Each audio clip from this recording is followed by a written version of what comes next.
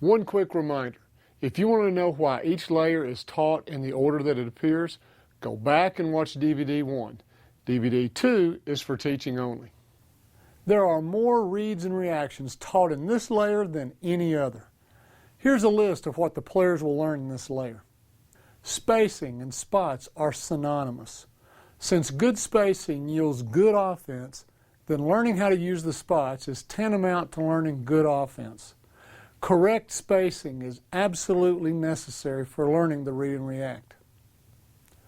Whenever a pass is made one spot away from the ball, the passer must make a basket cut.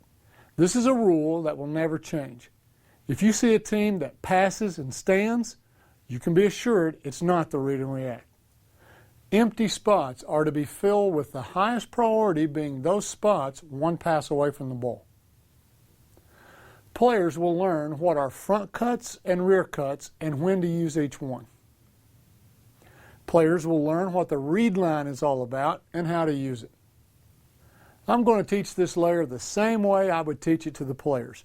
First, the big picture and then the details. I'll get the big picture going with a simple give and go, fill the hole, 5-player drill. There are 2 reactions that need to be automatic. 1, if you pass the ball one spot away, then you must basket cut. That is, you must touch the spot underneath the basket. 2, if the spot above you in the direction of the ball is empty, then you must fill it. If this happens, the cutter will always have an empty spot to fill out to. First, let's learn it from corner to corner. The corner cut looks awkward because the only open spot after the cut is back where he or she came from. This doesn't happen when you're playing 4 out or 3 out, and even with 5 out, it's going to eventually be solved with other options. But for now, we just live with it. Now let's pass and cut randomly.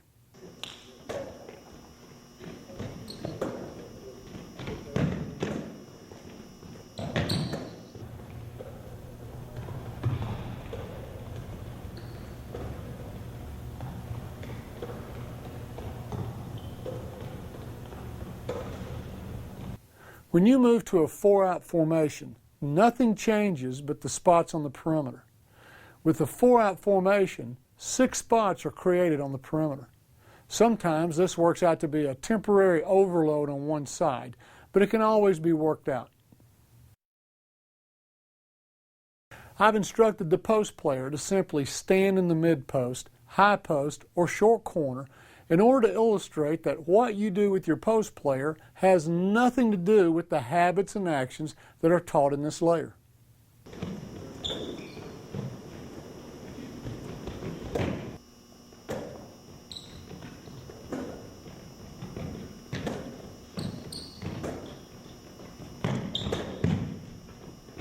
When you go to a 3-out, 2-in formation, the perimeter spots change back to the same 5 spots that are used in the 5-out formation.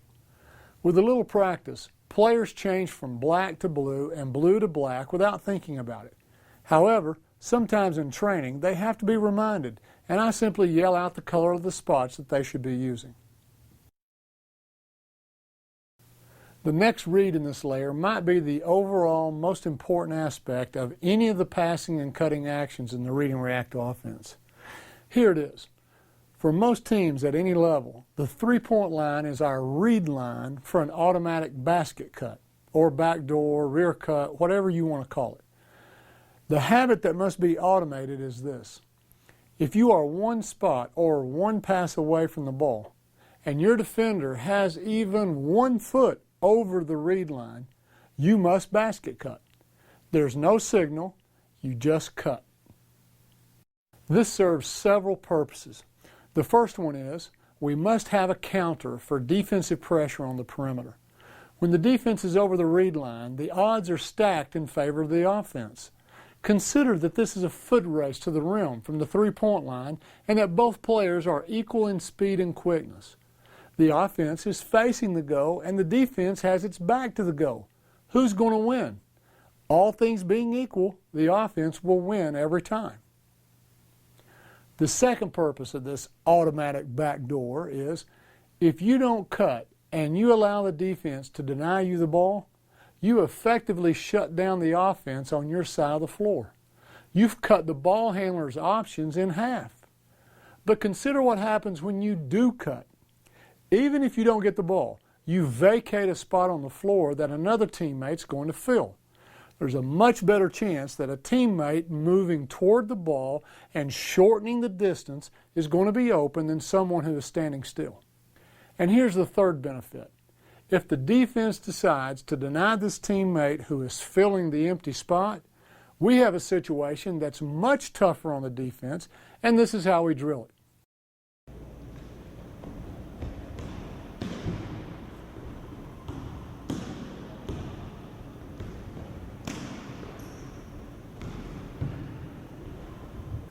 We can also drill this read and reaction by telling the defense to play inside the read line for a few passes and then randomly step over the read line.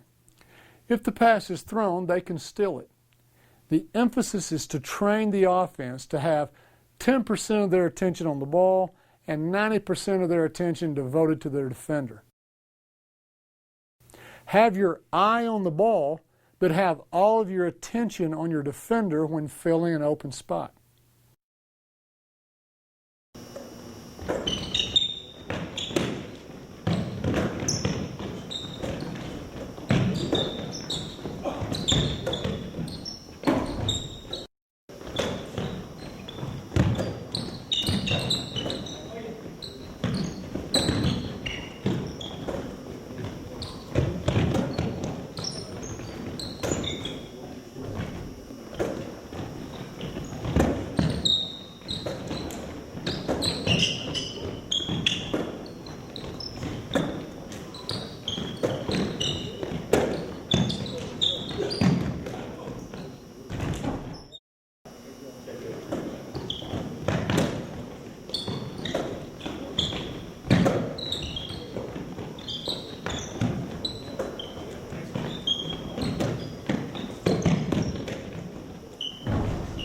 My favorite test for this layer is actually a live version of this drill. Give the defense points for every deflection or steal they get. Give the offense points for every layup that's made. Play to a specific score or play against time. That's up to you. You might have to skew the points toward the defense in order to make them go after the steals and deflections. Something like give the offense 1 point for layups and the defense 3 points for a deflection or a steal. No dribbles are allowed unless it's needed to complete a layup.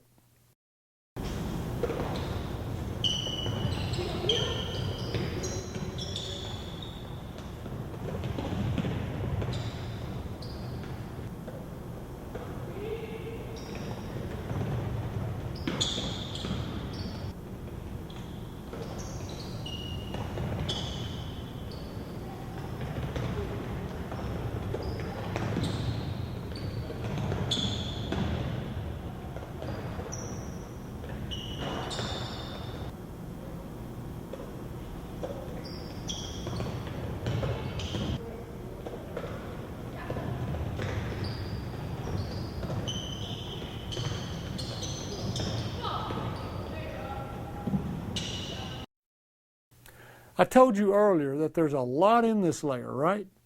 Consider for a moment that passing and cutting initiates a double attack. Anytime a pass is made 1 spot away, a basket cut will follow, which is a scoring opportunity for the passer. However, it also follows that every time a pass and cut is made, a teammate will fill the empty spot with a chance to draw their defender over the read line and make a rear cut. This too is a scoring opportunity. So, every pass is a double scoring opportunity. The cutter plus whoever fills their spot. This layer puts a lot of pressure on the rim. In other words, the defense must guard north-south every time a pass is made. If you look at the entire action of the team, the defense must guard north-south, east-west, and must constantly change from ball side, 1 pass away positions to weak side helping positions. By the way, the moment you implement this layer, you have the best ever shell offense for training your defense. You'll never have to teach a separate drill for training your defense. And the moment you go live in this layer, the defense must guard honestly every moment because there's no pattern and there's a threat to score on every pass, cut, and fill. When you pass and cut, I've got to fill this spot, right? And many coaches will teach their guys to V-cut to get in there, okay? Go ahead, pass and cut. Example, traditionally they'll say, look, get in here, get some contact, and make a V-cut to get to the ball, right?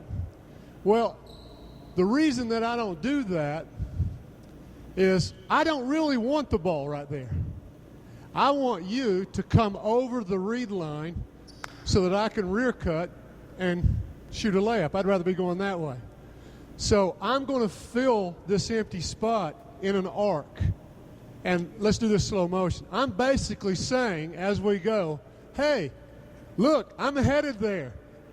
Can you see this? Please step over that line so that I can rear cut and get the ball. Okay? So switch with me. Switch with me. So I'm inside the read line right now, and you go to fill. I can see this, and I'm going to shoot that gap. That's right. So many coaches wonder why we just fill in an arc, you know? Well, I'm trying to drag the defender over the read line, okay? Here's why we don't do a lot of hard V-cutting and that kind of stuff to get the ball there. If we want to get the ball there, we have a real simple way. We just dribble there, okay? Of course, we all know that if you dribble there, you've got to cut, and nothing's lost. We still send somebody to go. We're filling out. So we don't waste a lot of energy with these hard V-cuts to get the ball here, okay? Because it's a matter of us really trying to get the ball in that direction. Does that make sense? A skip pass is defined as any pass that is not one spot away. In other words, a spot has been skipped. It could be that 1, 2, or 3 spots have been skipped. In this case, the passer is not required to cut.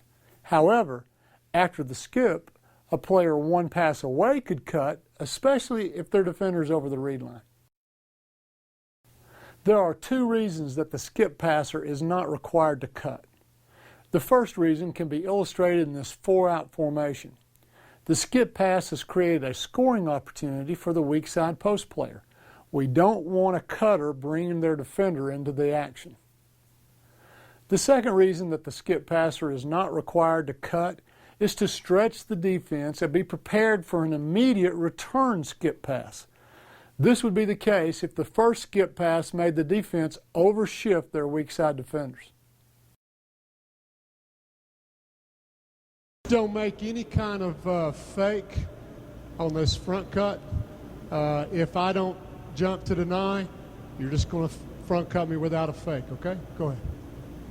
Yeah. Just like that. Excellent. Good. If the defense jumps to denial position, then make a rear cut. Again, make no fakes, just cut.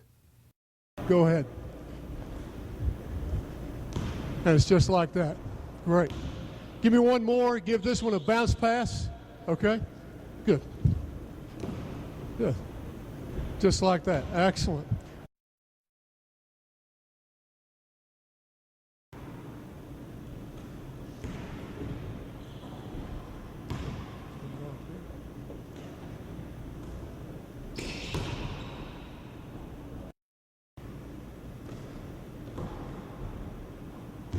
Yeah.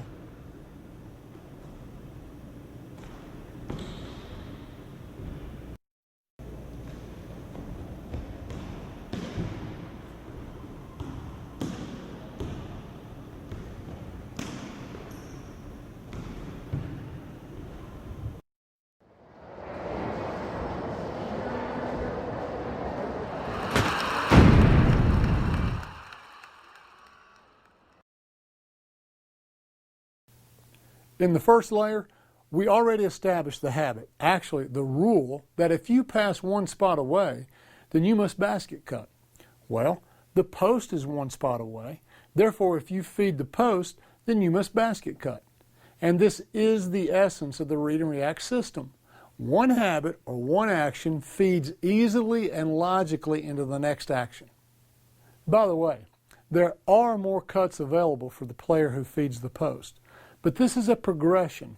I'll add those later. Adding the post-feed basket cuts at this point allows a team to immediately pass and cut in all three formations. And it's so easy that for some teams, you can teach layer 1 and layer 2 at the same time. When you're feeding the post from the wing, you'll either cut below the post, called Laker cut low, or you'll cut above the post, called Laker cut high. But it doesn't matter where the post is located. If you feed the post, you must cut. It's that simple. Don't complicate it. Here are the two north-south cuts after a guard feeds the high post.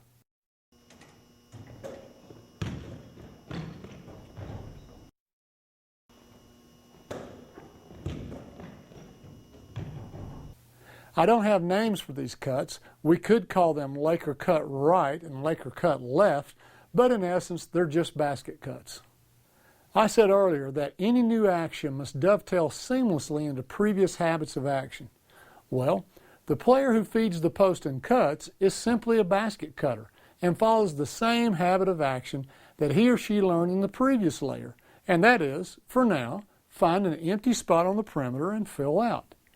But notice that with 4 out and 1 in, there are 2 possible perimeter spots to fill.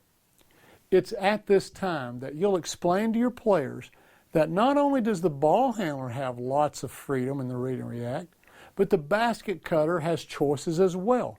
And here's your first set of choices. Which side do I fill out? What about the empty spot that the cutter left on the perimeter? This is not a new habit. The spot will be filled because that's what we did in the previous layer. Let's look at this action and answer some questions about it. When the wing feeds the post and no one is in the corner, then regardless of the direction of the cut, the guard must fill the empty wing. Therefore, there's movement by everyone on the perimeter. But if the passer has teammates to the right and left, as in the case of a guard feeding the high post, then the direction of the cut will pull a teammate into the empty spot. Example, if the guard cuts to the right, then these teammates will fill. If the guard cuts to the left, then this teammate fills the spot. You might ask, what happens if the wrong player fills the spot? Well, nothing will happen. Offensive actions will continue as long as no one freezes up. The read and react is very hard to mess up. Tell your players this because it will lower their anxiety.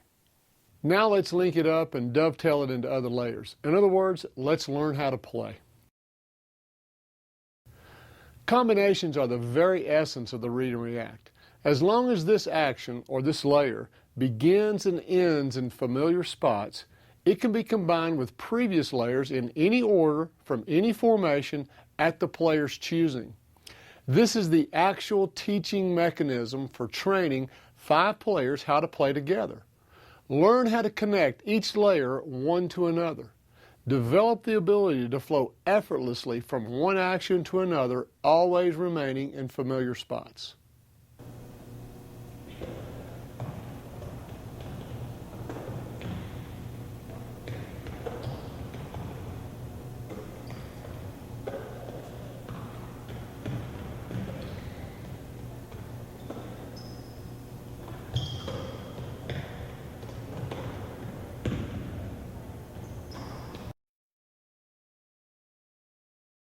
Whenever we feed the post for a Laker cut, if I pass to you and I make my Laker cut close to you, your man can guard both of us, okay?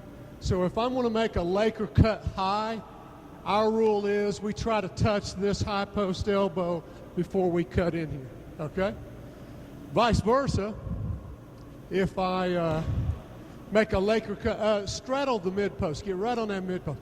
If I make a Laker cut, like right now, I got an equal chance either way with you in the mid post. So if I choose a Laker cut low, again, I want to try and touch this short corner, ensure that I go below this big block, and we have spacing, your man can't guard both those. Okay? Can you demonstrate that? And just give him a pass for a shot. Go ahead. Excellent. Good. Rotate on out. I want you to take a Laker cut high and just make sure you touch that red high post spot. Go ahead. And you guys have got to feel, okay? So let's do that one again, okay? And the moment he leaves this spot, you guys have got to feel. Go ahead.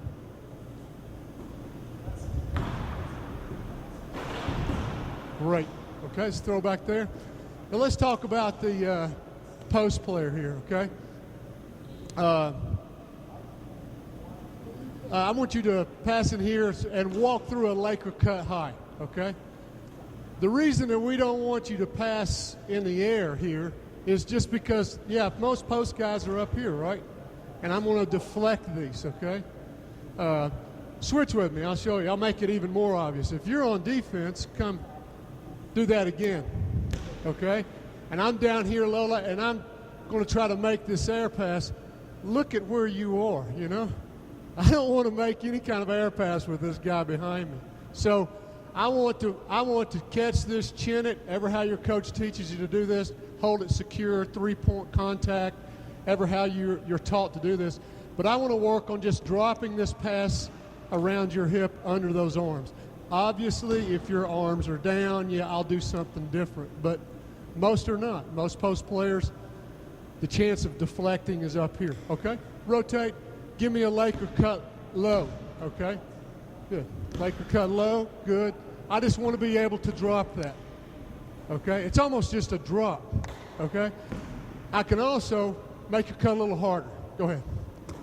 I can also just kind of hide this ball from you and drop it around you, okay?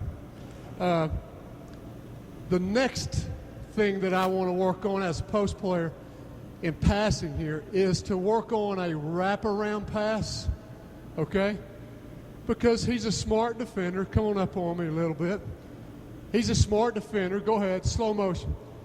If I just show him a little, that's not going to be open, but if I can wrap it late, I stand a good chance of getting it. Okay, go ahead, rotate out.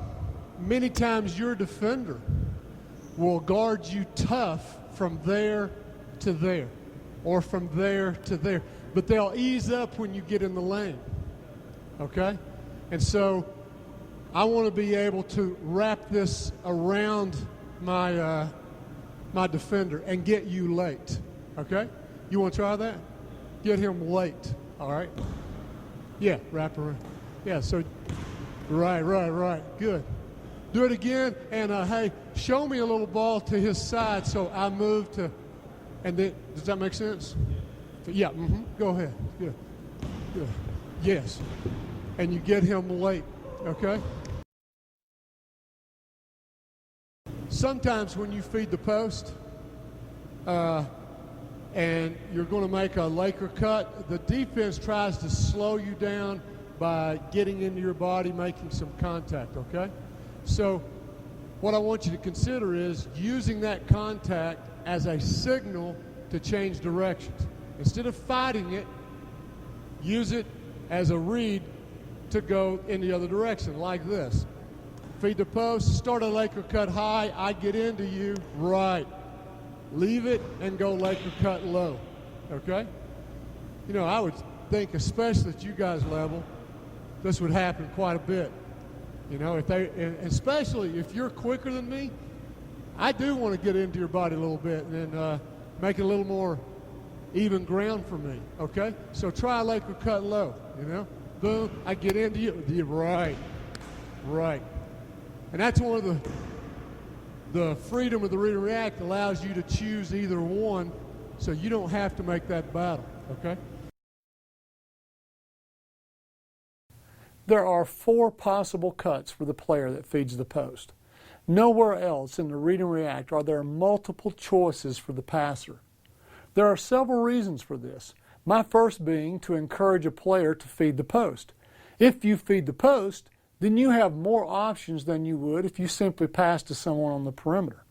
These 4 cuts are made up of 2 north-south cuts and 2 east-west cuts. The east-west cuts are introduced later.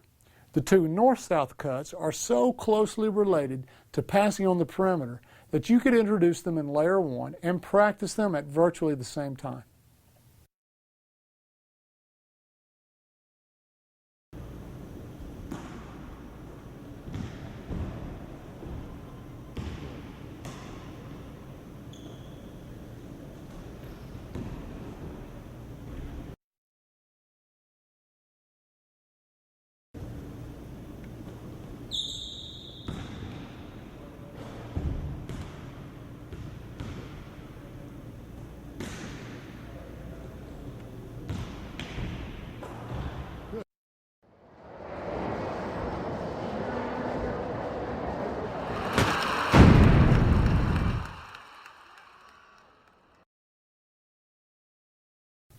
Why introduce the east-west dribble at so early in the system? In technical terms, because it fits. The reason for having it, the defensive read, the scoring opportunity, and overall action is very close to the pass and cut layer. With both pass and cut and dribble at, the ball is traveling east-west one spot, it initiates a basket cut, and empty spots are filled on the perimeter.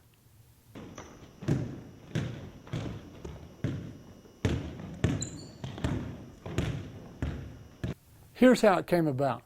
Remember the read line rule from the very first layer? If you're 1 pass away and your defender is over the read line, then you're supposed to basket cut. That's easy enough, but sometimes this player doesn't see it. But the ball handler sees it and needs to force it. And so the dribble at was born. If you dribble at a teammate on the perimeter, that teammate must basket cut. No choice, no signals, no options, just cut. It's as if that player just passed the ball. They must cut to the basket. Now, originally I called it the speed dribble, but I soon found that it was a bad name for this action. Some coaches thought the dribble had to be intentional to force the basket cut. That's not true. It could be intentional or incidental.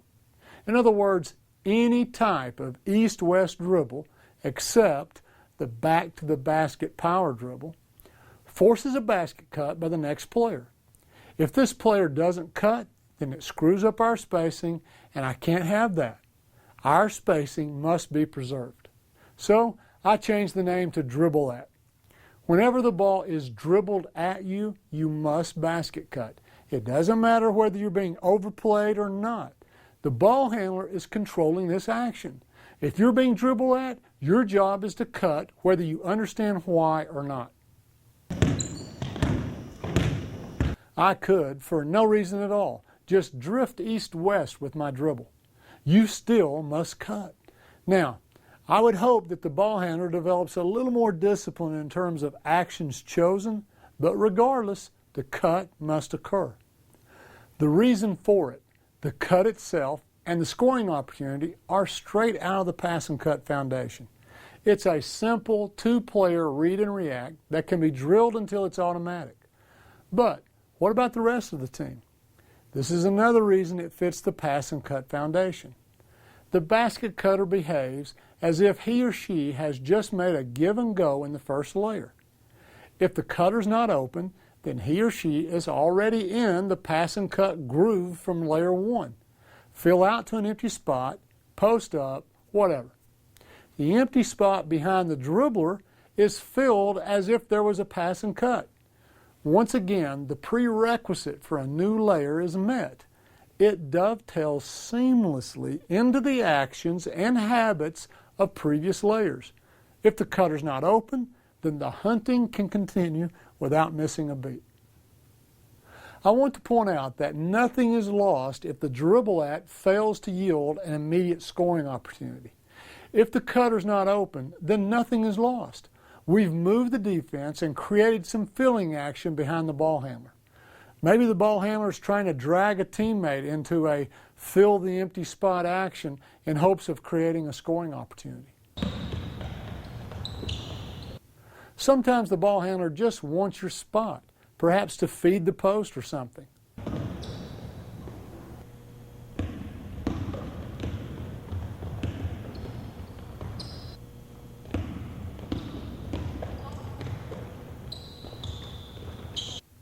Sometimes it's easier to see than describe. Let's look at the overall action so that you can see who cuts, who does not, and who fills the empty spots.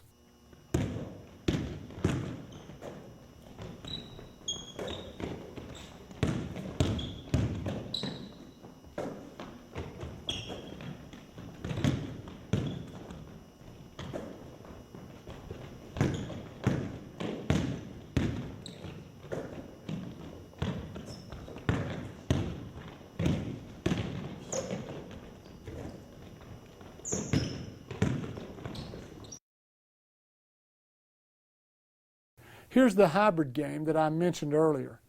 The defense gets points for deflections and steals. The offense can use pass and cut plus the dribble at to score on layups only. The offense cannot drive to the goal.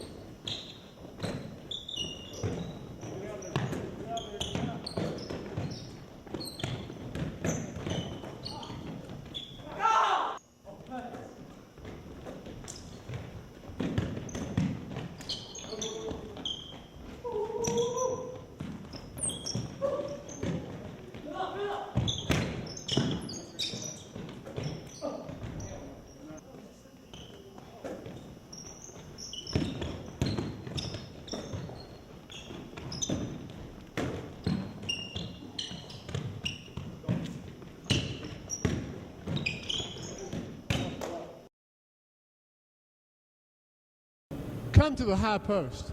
This is a detail that is, you don't see it much, and I'll tell you why. But I want to address it, okay? If I have a defender here and I decide to drive right, I'm going to be driving straight into you, right?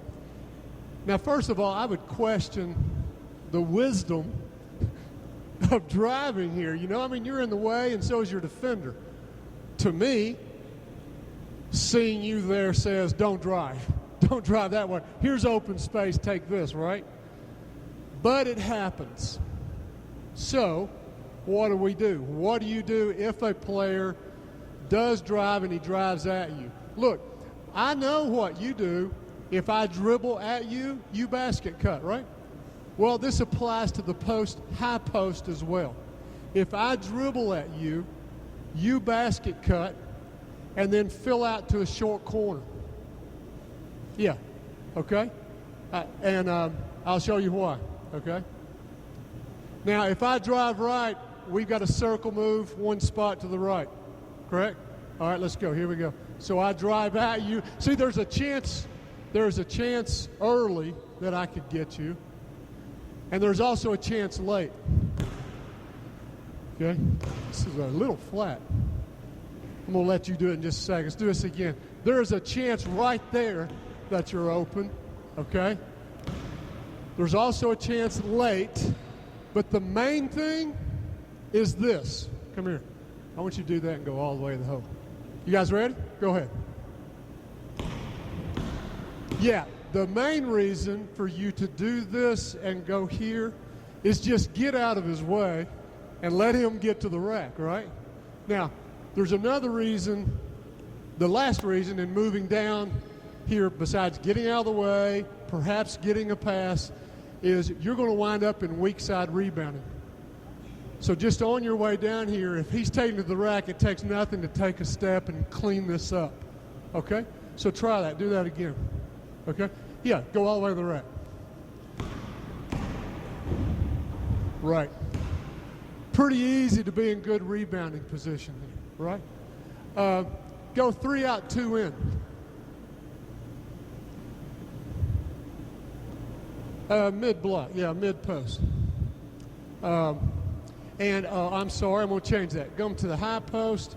You can stay there in the mid-post. And this is another detail, another weird situation, okay? Look, as far as you're concerned and the wing is concerned, and as far as you're concerned, everyone knows what to do if you drive right around me, correct? The question that I keep getting is, what about our high post? Well, again, we treat our high posts like they're perimeter players. If you dribble at them, they basket cut.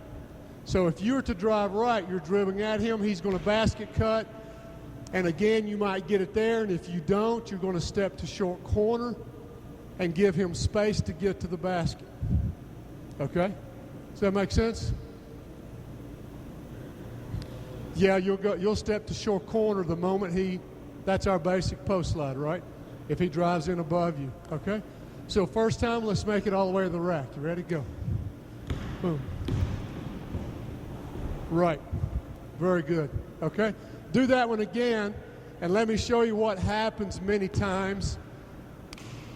I'm defending the post. Go ahead, you drive, and that happens. There's that freeze of, I got to help, I got to stop, and you've rear-cutted me, okay? Even if it's a split second, you've got a half a step on me. Someone like yourself, we could just throw it straight to the rim, right? If I hesitate for a second, if I see that drive and just take this step, you've beaten me, correct? Okay? If I go with him, let's go, do this, go. If I go with him, it's playground ball, you know? Thank you. You should thank me, yes. Okay?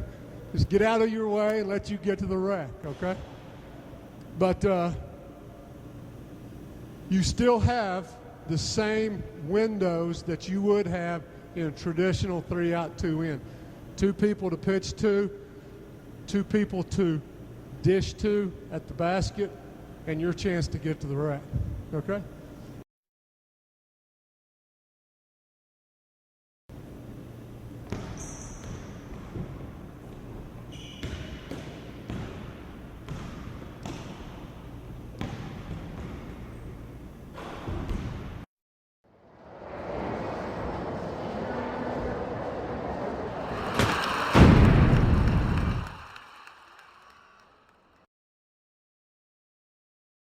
Whenever the ball drives to the rim, what I refer to as north-south dribble penetration, everyone on the perimeter must move to the next spot in the direction of the drive.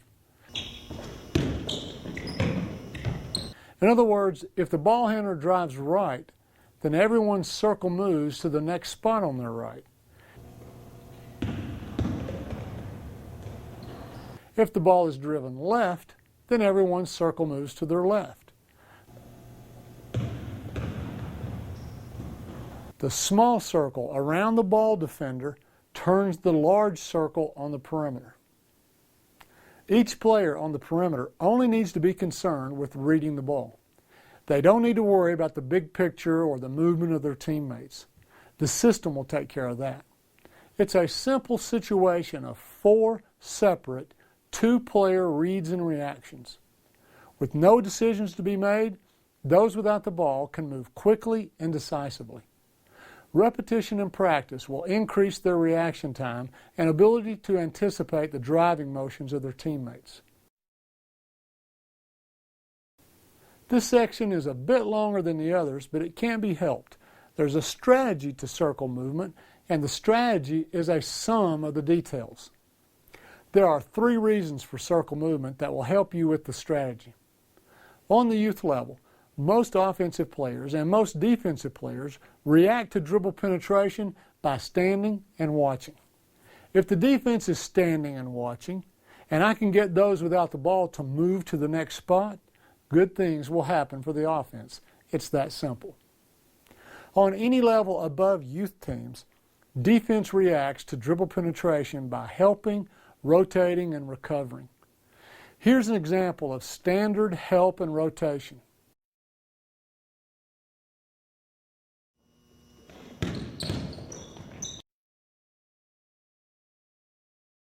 In other words, if the penetrator drives left, then help and rotation moves in a right circular motion. Circle movement is going to send all players without the ball in the opposite direction that defense is trained to help and rotate. Will this always yield a scoring opportunity? No, nothing always works in basketball. But over the course of a game, if my offense is rotating in the opposite direction of the defense, then it puts the odds in favor of my offense. The third reason for circle movement is to simplify the ball handler's decisions when he or she drives. Simple decisions not only speed up reaction time, but they allow the offense to be decisive and aggressive.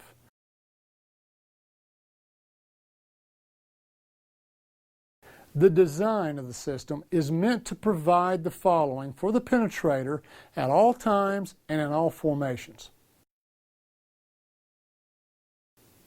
First and foremost, I want to provide space to get to the rim. I want those without the ball to move in such a way that if their defenders go with them, it will provide space for the penetrator to get to the goal.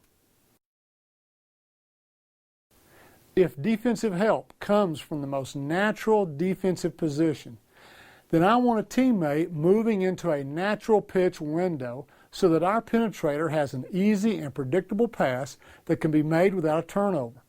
Natural defensive help usually comes from one spot away in the direction of the drive. At least one teammate without the ball will be moving into a position such that if they receive a pass from the penetrator, it will result in a layup. So, we have the penetrator threatening the goal and at least one other teammate threatening the goal. This is part of a balance that I'm trying to maintain with everyone's slides. I don't want all the passing threats to be on the perimeter, and I don't want all the pressure to be on the rim. I want the defensive team to be required to defend both the perimeter and the goal at the same time on every drive. By the way, this layup threat is provided by the post player slides when we go 4 out or 3 out. We'll get to those in the next layer.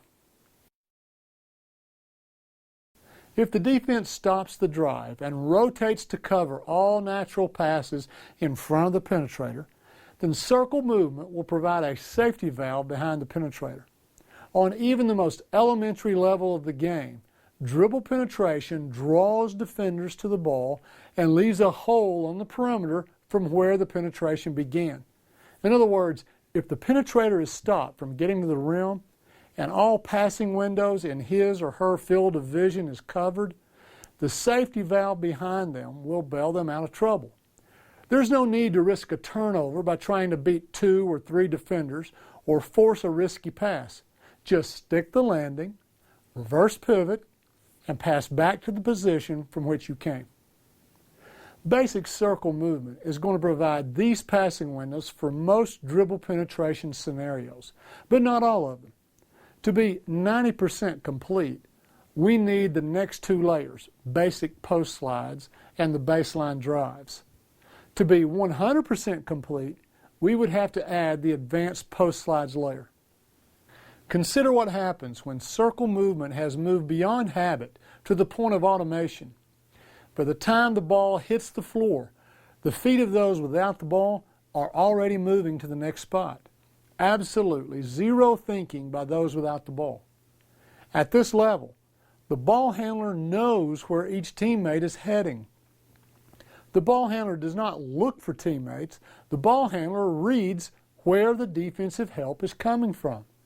The moment that defender commits, the moment that defender bites the bait, the pass has already left the hands of the ball handler and is on its way to the appropriate spot. Now you're prepared for helping defensive schemes of all kinds. If your opponent wants to help with a defender 2 passes away, fine, bring it on.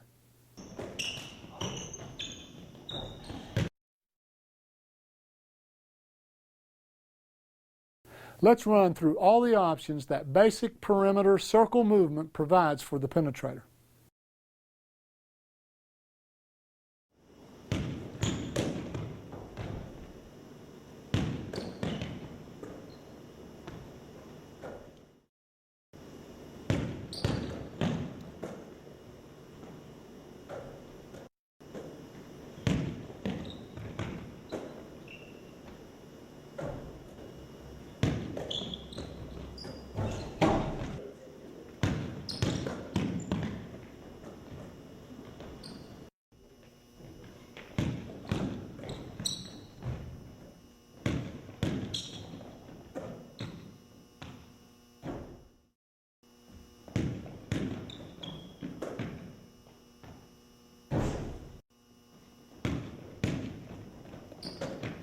Inside the rebound, Sean.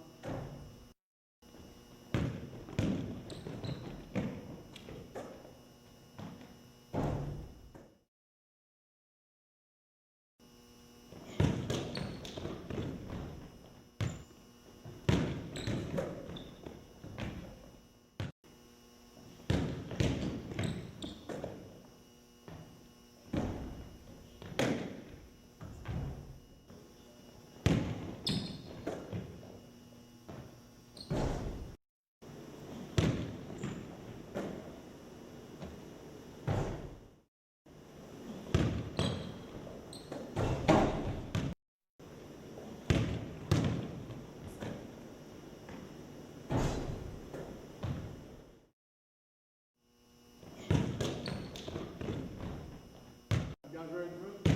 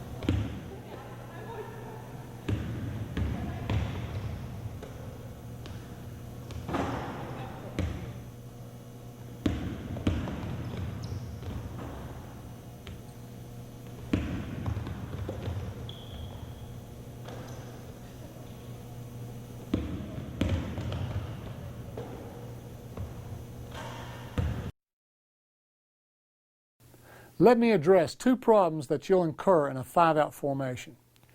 If the wing drives baseline, the corner cut could screw up the drive.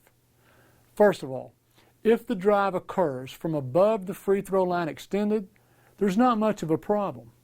But let's say that the spacing between the wing and the corner is not perfect. If the wing is too close to the corner, then I would question the wisdom of driving baseline in the first place.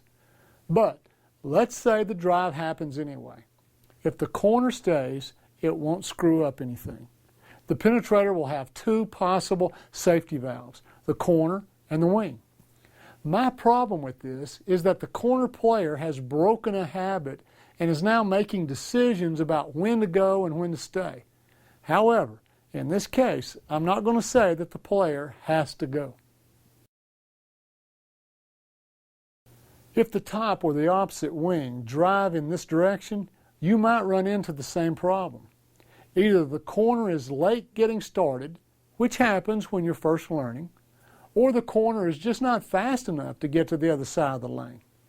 In these cases, it's okay to stop in the short corner. It's not okay to just stay in the corner because the wing is circle moving into the corner.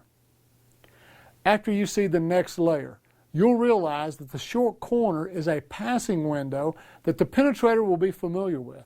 It's the same window that a post player would fill in this situation. So, nothing is lost by stopping in the short corner other than weak side rebounding position. Emmanuel College, the 2009 NCAA national champions, never had this problem in their 5-out formation. But if this continues to be a problem for your team, then perhaps you should play a 4-out or a 3-out formation. There's no problem with corners cutting baseline in those formations because the corners are kept empty most of the time. When the one-on-one move comes off the dribble, those without the ball must wait for the commitment by the ball handler.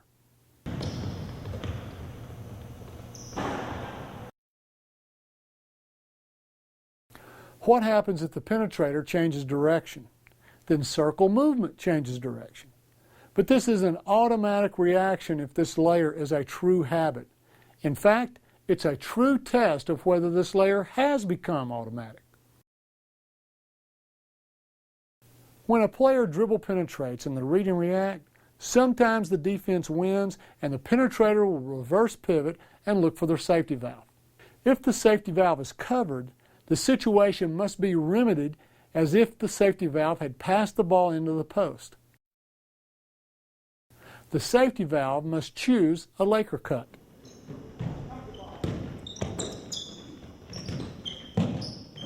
When the advanced post cuts are added, the safety valve will also be able to choose an X cut to the right or the left. We'll cover that when we get to it. Why wait until now to put in dribble penetration circle movement? Because your players will penetrate, pass, and then ask you the following question. Coach, where do I go after I penetrate and pass? Well, now you can answer them. They've changed channels from dribbling to passing. We're back into the first layer of pass and cut. What do you do after you pass? You must finish your basket cut and fill out to an open spot. Eventually, there'll be other options as the layers are covered. After the penetrator passes, he or she can post up, set a back screen on their way out, set a pin screen, use a pin screen, screen for a post player, etc. But these come with time. For now, the answer is simple. What have we covered up to this point? Pass, basket cut, and fill out to an empty spot. Then do that. Now let's link it up and dovetail it into other layers. In other words, let's learn how to play.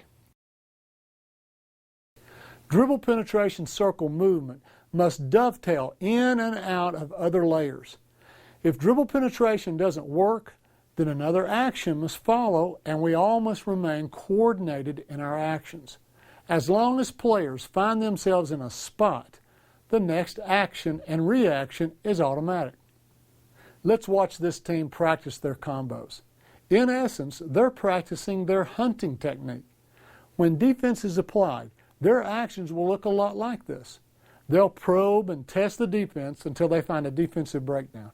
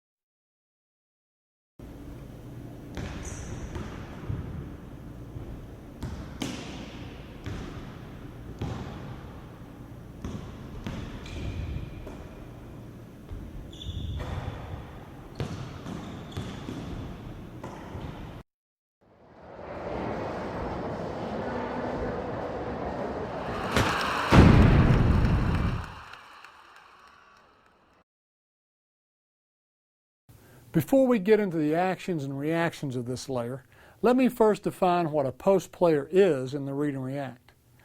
If any player finds themselves in the lane or short corners, then they're a post player. Now, some players do this intentionally. They start in the post or they stop in the post during some particular action. But my definition includes anyone who happens to be in this area when the ball drives north-south to the goal. You might be cutting through the lane. You might have screened for a post player and had every intention of filling back out to the perimeter, but suddenly someone decides to drive. Too bad, you're in the post area and you have to react as a post player. Here's the reaction that should be drilled into every player on the team. When the ball is driven into the lane above the post, ball side or weak side, the basic post reaction is to step down to the short corner. When the ball is driven into the lane below the post, ball side or weak side, the basic post reaction is to step up to the free throw line elbow or beyond. The first reason for either of these slides is to get out of the way and allow the ball space to get to the rim.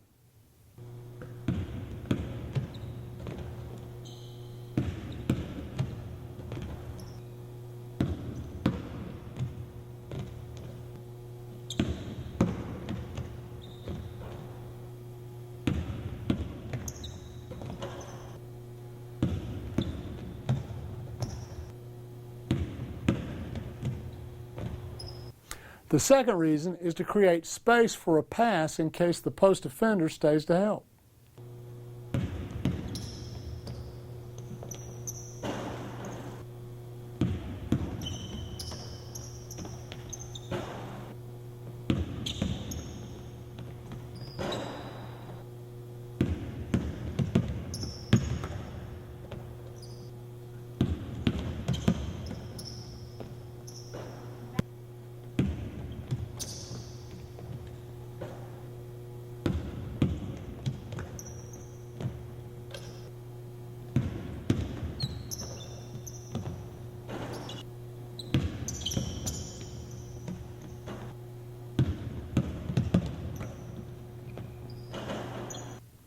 The third reason is to fill a 90-degree or 45-degree familiar window for the penetrator. That comes in the next layer called baseline drives. You might ask, what are the perimeter players doing? They're circle moving from spot to spot on the perimeter. Don't worry about them. This is designed so that there's no conflict. We don't have to teach the perimeter players something different just because we have one or two post players inside.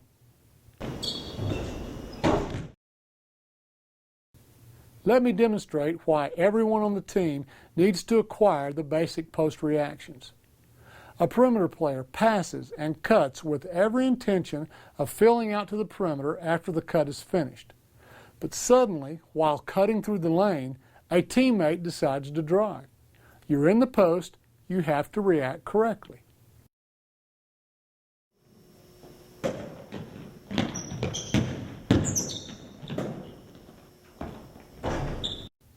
If the drive occurs early in your cutting action, then your slide is on the ball side of the lane. If the drive occurs late in your cutting action, then your slide is on the weak side of the lane. Now let's link it up and dovetail it into other layers. In other words, let's learn how to play.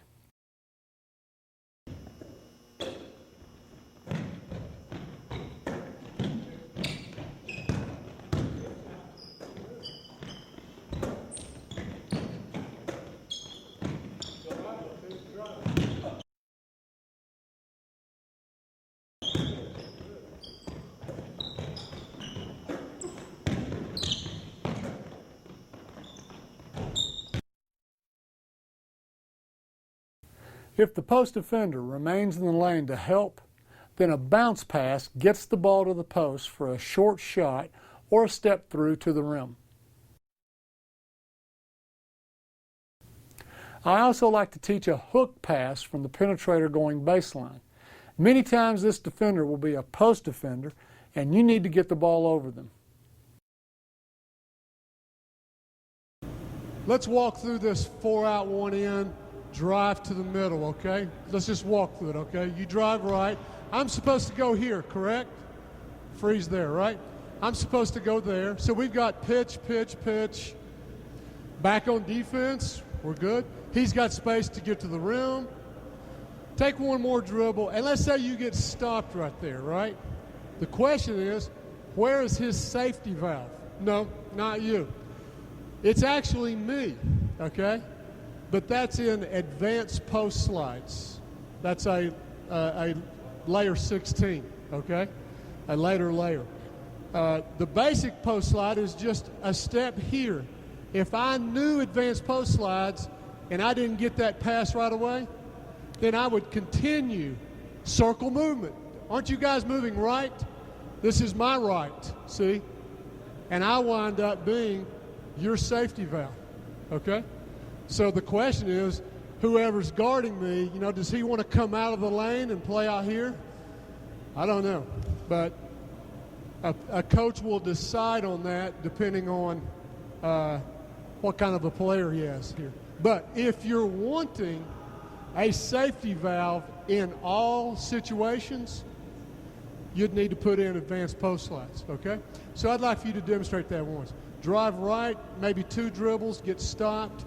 You're going to first step there, circle here, reverse pivot, throw back, take the shot, okay? I'll guard you, and I'll stop the penetration. Go ahead. Good. So we stop the penetration. Right. Exactly. And that way you're in here for rebounding position, right? Let's do that one again. Right. Good. Very nice. Very nice. Good.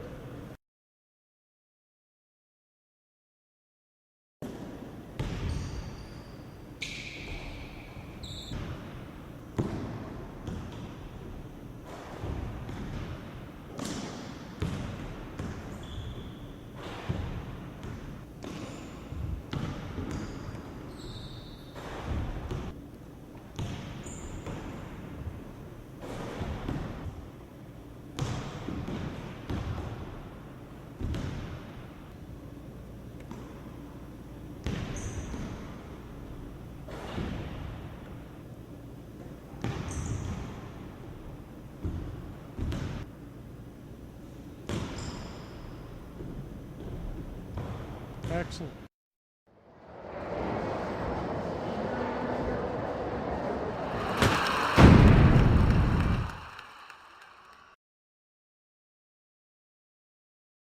First, let me define what is a baseline drive and what's not a baseline drive. If you drive to the goal from the wing or the corner with no teammate between you and the baseline, then it's a baseline drive. Here are some examples. 5 out and the right corner drives right or the left corner drives left. 4 out and the right wing drives right or the left wing drives left. 3 out and the right wing drives right or the left wing drives left. The following is not a baseline drive. 5 out and the right wing drives right or the left wing drives left. Since there's a teammate in the corner, this situation is simply circle movement, something you saw in layer 4. And this would go for any formation where a teammate is in the corner and you're driving from the wing baseline side. Here's the short version of the baseline drive layer. Whenever a teammate drives baseline, regardless of where the drive originates, corner, low wing, high wing, it doesn't matter, everyone without the ball must stop what they're doing, regardless of their formation, and fill these 4 spots. The natural pitch in the opposite corner, the 45-degree window, the 90-degree window, and the safety valve.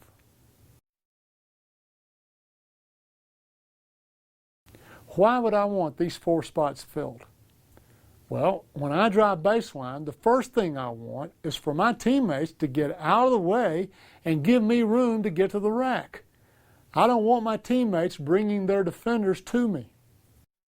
The second thing I want is my teammates' positions stretching the defense to cover the entire floor.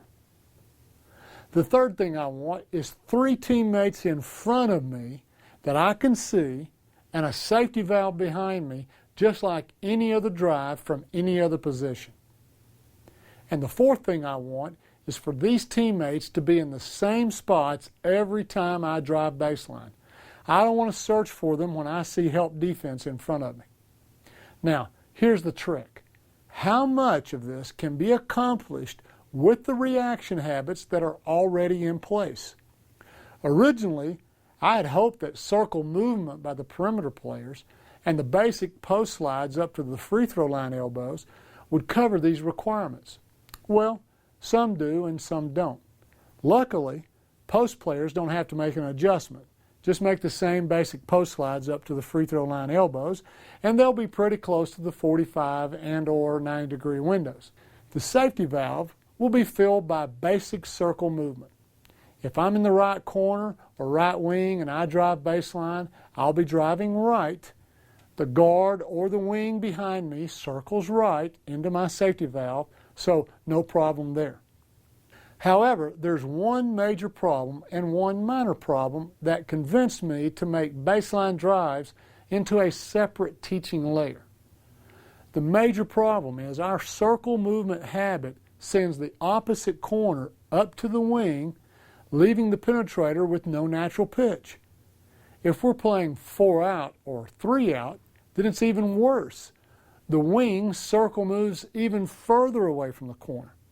So, the first major fix involves training any player on the weak side, regardless of where they're located, to fill the opposite corner when a baseline drive occurs. I hate breaking the circle movement habit, but it just can't be helped on a baseline drive. Now, that takes care of most situations. Look at the following examples. When the drive occurs in 5 out, everyone's circle moves except the opposite corner. There are minor adjustments by the opposite wing and the top of the key. They still circle move, but just stop short in the 45 and 90-degree windows. Let's jump to a 3 out, 2 in.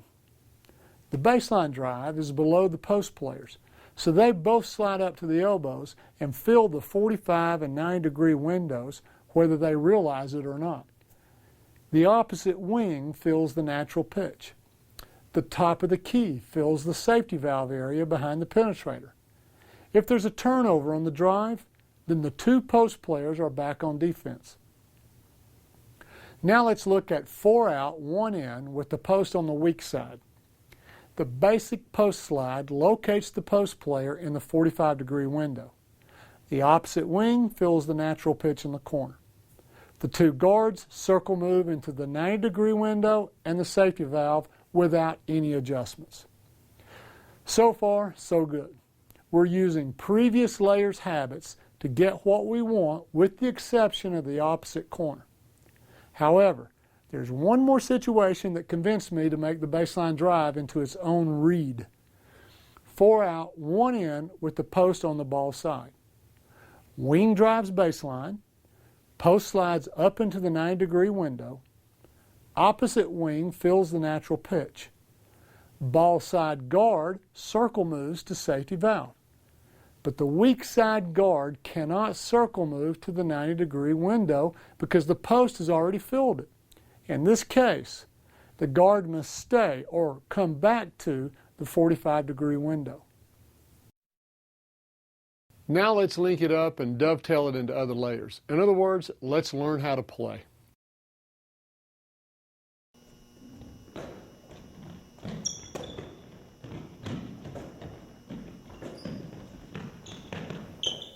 This is a good example of being in 5 out action when a baseline drive occurs.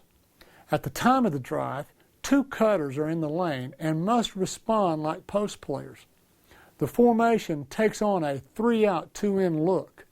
As far as the penetrator is concerned, it doesn't matter. All windows are filled.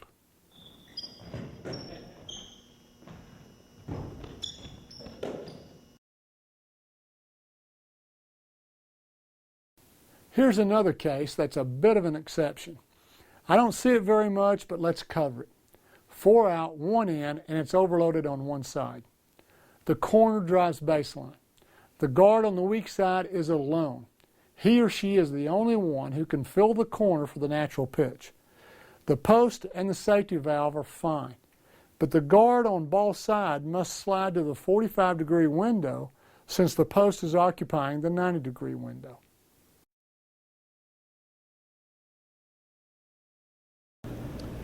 When I drive baseline, I've only got a chance for a short window to make several reads at once, okay? I don't want to be looking for you guys. So that's why we send people to the natural pitch, 45, 90, safety valve. It boils down to this, okay?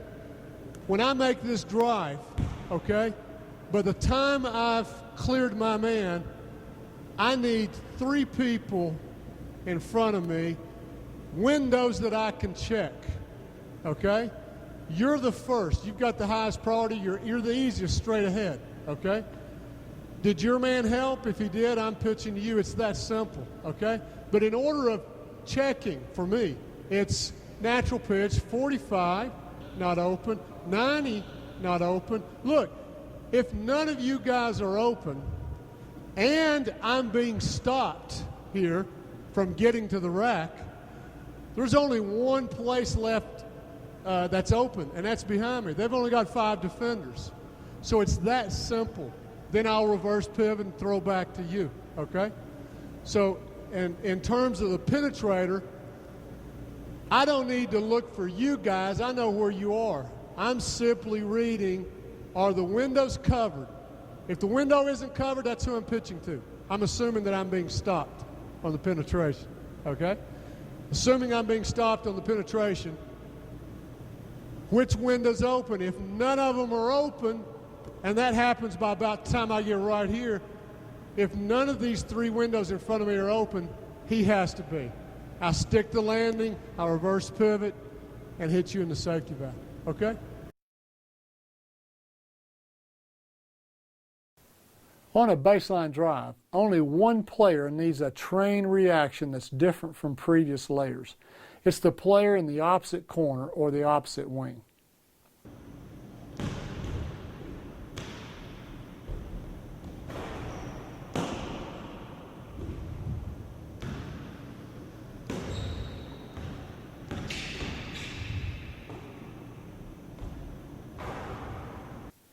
Besides ingraining the habit, the penetrator needs to practice avoiding the charge and making the pass behind the backboard.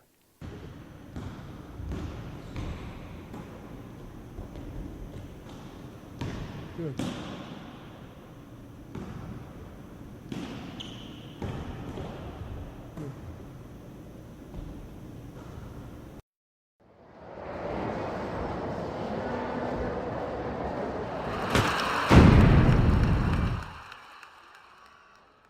At this point, I want to illustrate how each layer in the read and react will begin and end on the floor spots. These spots give each player orientation for beginning and ending each offensive action.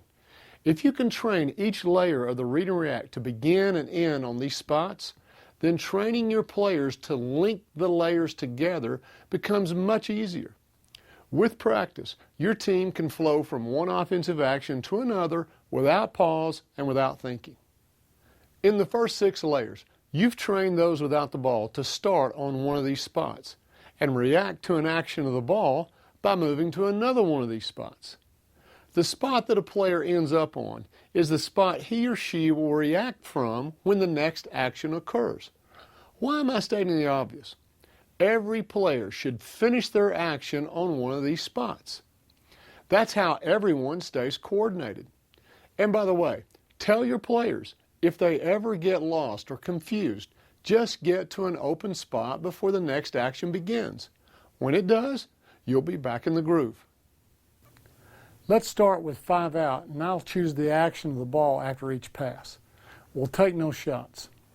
Drive right and pass to your natural pitch or safety valve. Pass and cut. Pass and cut and post up on the ball side. Dribble at someone. Feed the post and choose a cut. Post. Fan the ball back out and stay or fill out. Pass and cut until someone has the ball in the corner. Then hold the ball. Drive baseline, pitch to someone, and fill the post.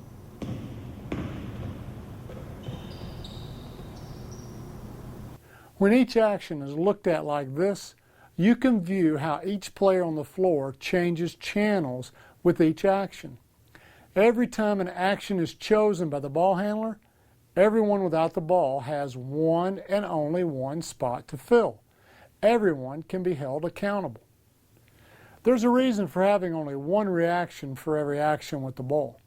With only one reaction, you can turn something you have to think about into a non-thinking reaction habit. It's the only way to move the offense from action, think where to go, now go there, to action, reaction, action, reaction, action, reaction. A non-thinking coordination of all 5 players that's decisive and aggressive. Let's demonstrate that. Put all these actions together in an unbroken sequence. Try to cover them all. I don't care what order they come in. You make it as random as you want.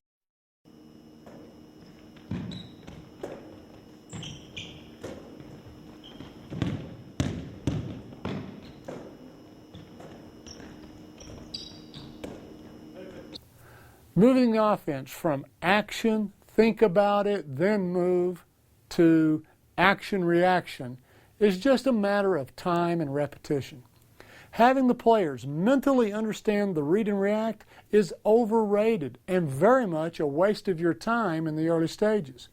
We don't have to wait on basketball IQs to be developed. I don't care if those without the ball know why they're moving in the manner in which they're moving. This is how you should move if you had a high basketball IQ. If your understanding of the game comes around with time, then great. You'll be deadly effective with this system. If you don't, then you'll still move as if you know what you're doing, and you'll benefit from the actions of those who do know what they're doing. The goal of the read and react is to accumulate all of the layers of habits so that every possible action in any formation will be possible, with the only limitations being your own individual skills. At that point, the way to make the read and react better is to increase each individual's basketball skills. We make it full circle, right back to player development. But now, player development has a specific purpose. If a player adds a skill to his or her repertoire, they'll know exactly where they can use it in the read and react.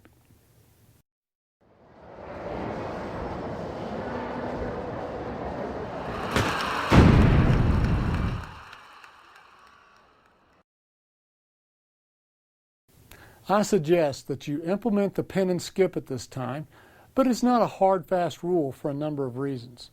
First, it won't matter what order you teach this layer because it's not based on a reaction to the ball. It's unlike any other layer in the read and react. I consider it a higher level layer simply because I'm requiring the players on the weak side to not only watch the ball, but to read weak side defenders.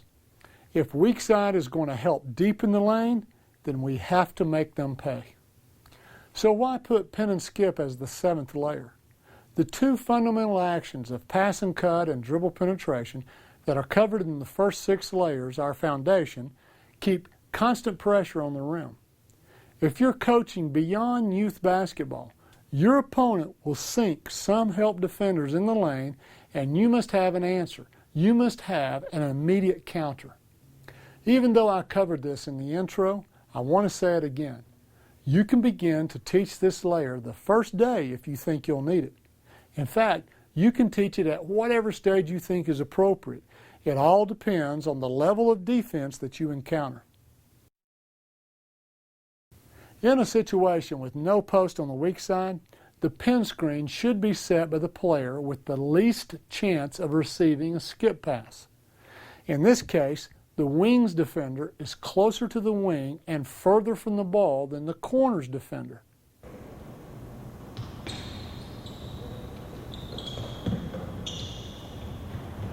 This principle serves us well because, as a rule, we want to set a pin screen on the defender with the longest recovery.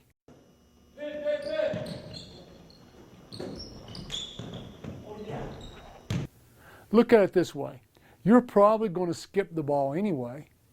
The pin screen simply slows the recovery time with the added benefit of possibly occupying two defenders at the same time. Throwing the skip pass is not necessarily a green light to catch and shoot. The receiver has the freedom to do with the ball whatever is best. It could be a redrive against a closeout, or it could be a chance to feed the post.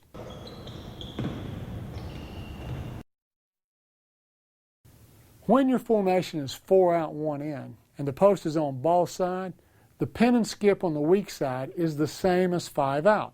In this case, the wing pins for the guard. Sometimes the pin and skip is just a means to get the ball inside. In this case, the pin and skip changes the formation from 4 out to 3 out, 2 in. Whether you stay in that formation or not is up to you and the players. It would be determined by your next action if you did not feed the post for a score. If the post is on the weak side, then the post player is the automatic pin screener.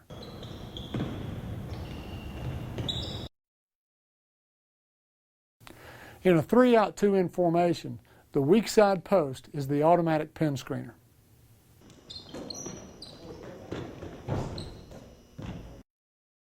The moment the ball is skipped, the roles of the post player switches. So don't be surprised if an immediate return pin and skip is the next best action. You can now see why only those who pass one spot away must basket cut. A skip pass is not required to be followed by a basket cut because in this situation, we need a receiver for the immediate return skip pass. I've shown the pin and skip from the most common situations, when the ball is skipped from one side of the floor to the other. But the pin and skip can be applied wherever defense is sagging too much. Here are some examples for you to think about. Ball is up top in a 5 out formation and the wing sets a pin for the corner.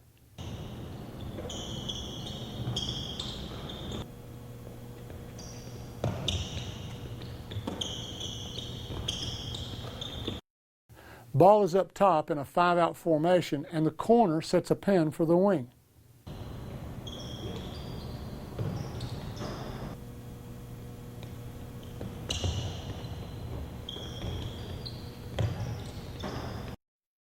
In 4 out, the off guard without the ball sets a pin screen for the wing.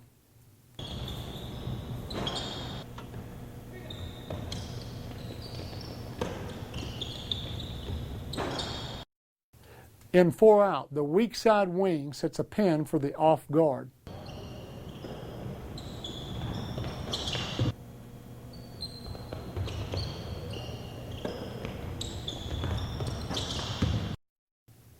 The ball is at the guard position in 4 out, and the post is ball side high.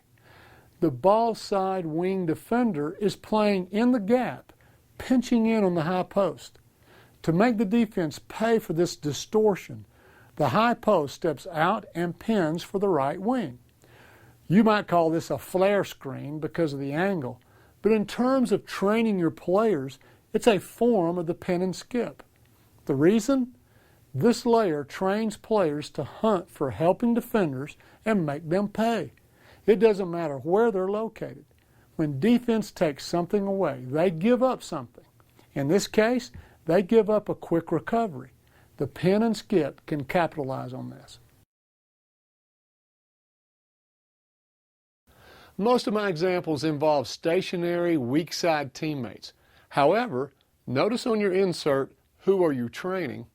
I've also listed the pin and skip as a layer that trains the next best action of a cutter.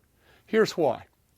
If you've made a basket cut, it's possible to use or set a pin screen on your way out of the lane. In fact, it should be the first thing to enter a cutter's mind. I mean, why weren't you open on the basket cut? Probably because of defenders in good weak side position. Therefore, you should immediately make them pay.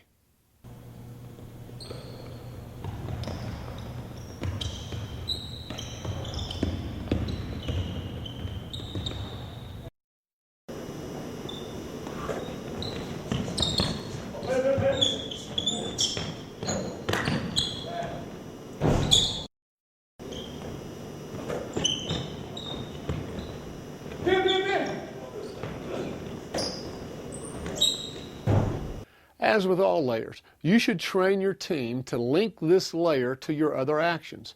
Here's a few examples of pin and skip plus feed the post and cut, along with pin and skip combined with the baseline drive.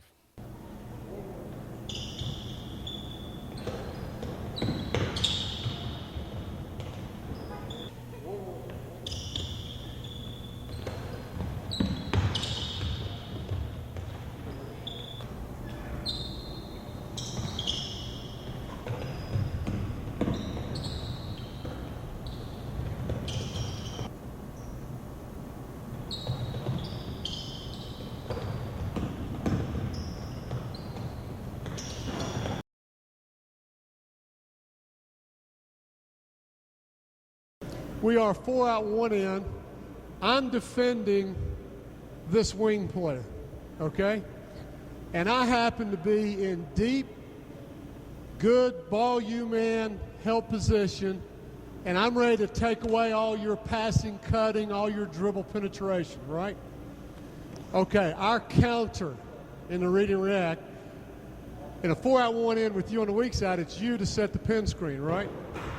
But we've got to get his attention, because his attention is taken up with the defender on him, and can I drive right, can I drive left, should I pass and cut, what, right?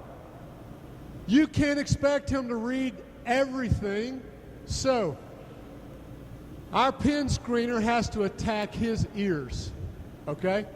So when you turn and come in here to set this pin screen, you got to yell, pin, high, loud. Say it loud. Yes. And by the way, I like him even yelling his name. Bryce, right? Bryce, pin. Okay? So we attack his ears. Okay? So do that again. Set the pin. And if you notice, yes, do that again. Yeah. So he lines up with the ball so that I have a further recovery, and I've got to actually go around you rather than just slip right through. And also, show me this jumping jack again. Yeah.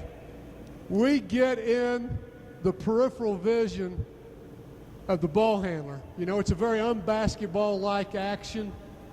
And that way we're attacking both his eyes and his ears to let him know. Now, he may not throw it, but at least we're letting him know that we're working this weak side action over here, and it's possibly available, okay? So let's do it once, and you can go ahead and make your skip pass. You can either catch and shoot it, catch and drive it, catch and feed the post. I don't care, okay? I am your man. I'm guarding you, so I'm in here in weak side. I'm ready.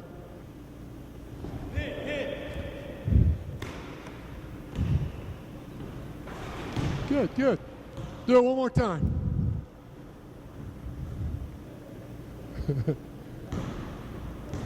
This time, catch and drive it. Hey, when he drives baseline, let's see if you guys know where to go. He's going to catch and drive baseline, okay? I'm ready.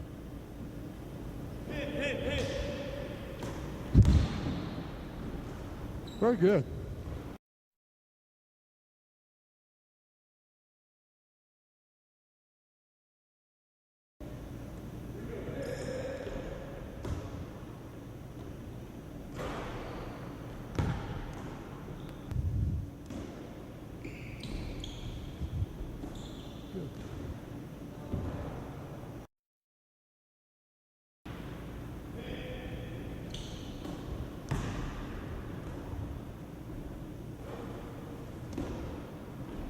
Good.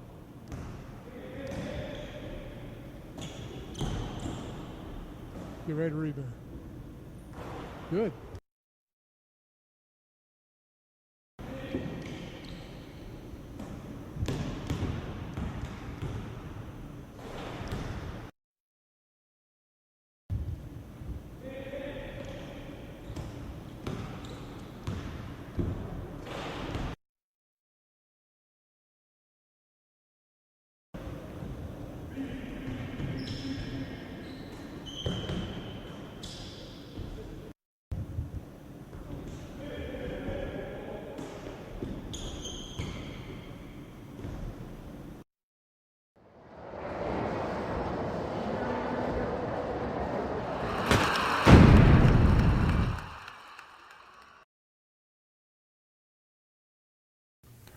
Why add circle reverse so early in the sequence of layers?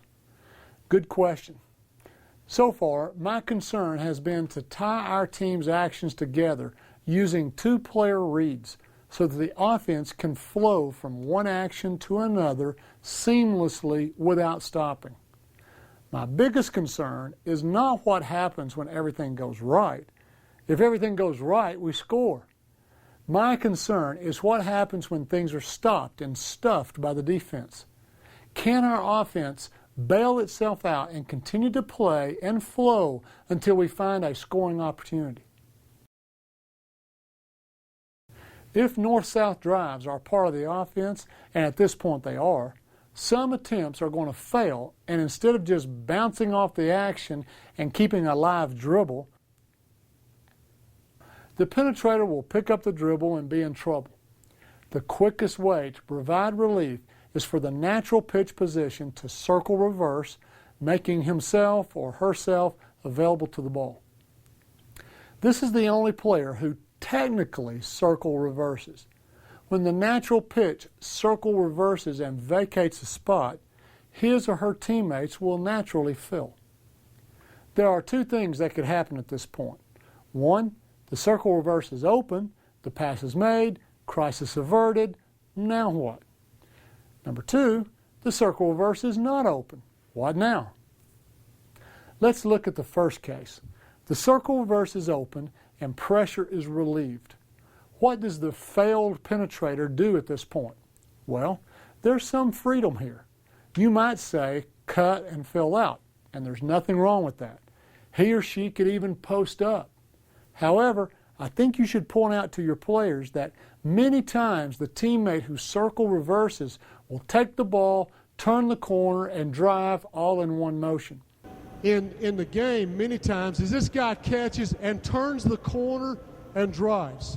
And of course, we'll all circle move back that way, correct? The question is, what do I do? In that case, when you just catch it and turn the corner, no hesitation, okay? Go ahead, start dribbling. Is I got to hop in here, replace him, and be his safety valve, okay? So that if you don't make it, you can plant, reverse pivot, show me. Plant, reverse pivot, throw back to me for a shot, okay? So that's really, it's a read for me. If you just catch it and turn the corner, the quickest thing for me to do is just get his safety valve, okay? Can you try that? And just let him take the shot.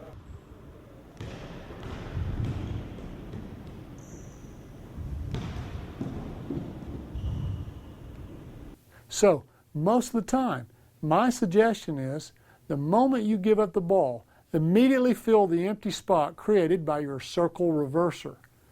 Regardless of what action the ball handler takes, at this point, everyone is in familiar territory, occupying familiar spots. But what if the circle reverse is not open? There can be no hesitation. This must be viewed as if the circle reverser fed the post. There are 4 options. 2 of them you already know. Make a Laker cut low or a Laker cut high.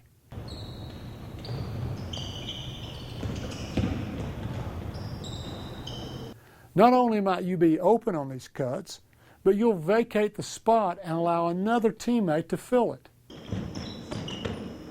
The other 2 options come in a later layer.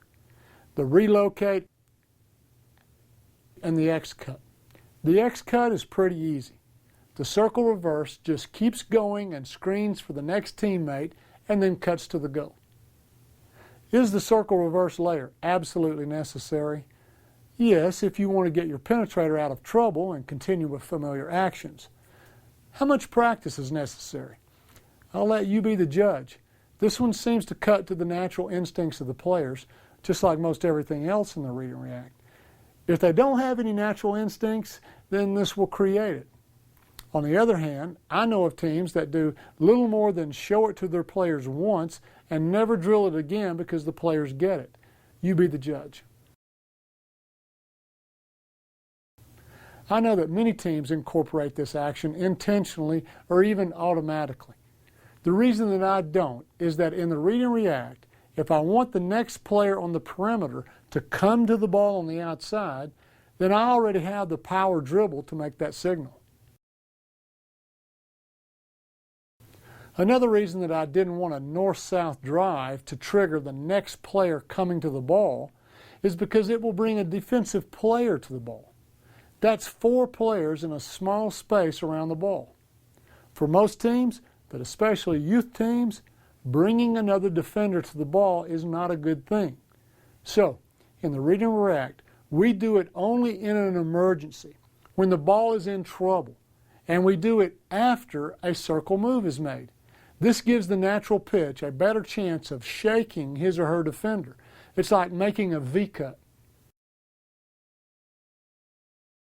So what constitutes a failed attempt at a north-south drive? I'd like to give you a clear-cut read, something like if the penetrator does not make it into the lane, does not draw help defense, and picks up the dribble. But that's not always true, so it's best to leave the read at what it is. When your teammate fails in an attempt to drive to the goal and is in trouble, the natural pitch should circle reverse.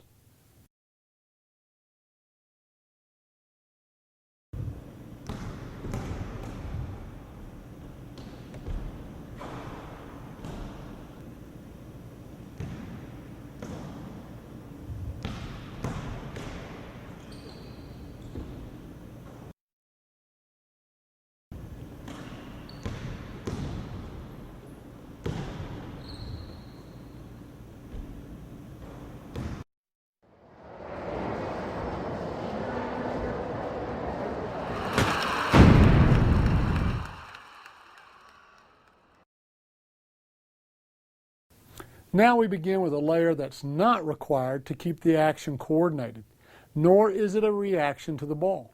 However, if you choose to use it, it will enhance the offense, provide some extra action, and dovetail easily into other layers.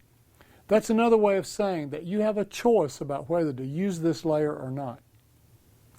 Like some of the other layers in this section, this one could be added as soon as you put in layer 1 pass and cut. Here it is. If a player is in the post and cutting action is going on, this layer teaches the post to screen for the cutter on their way into the lane or on their way out of the lane.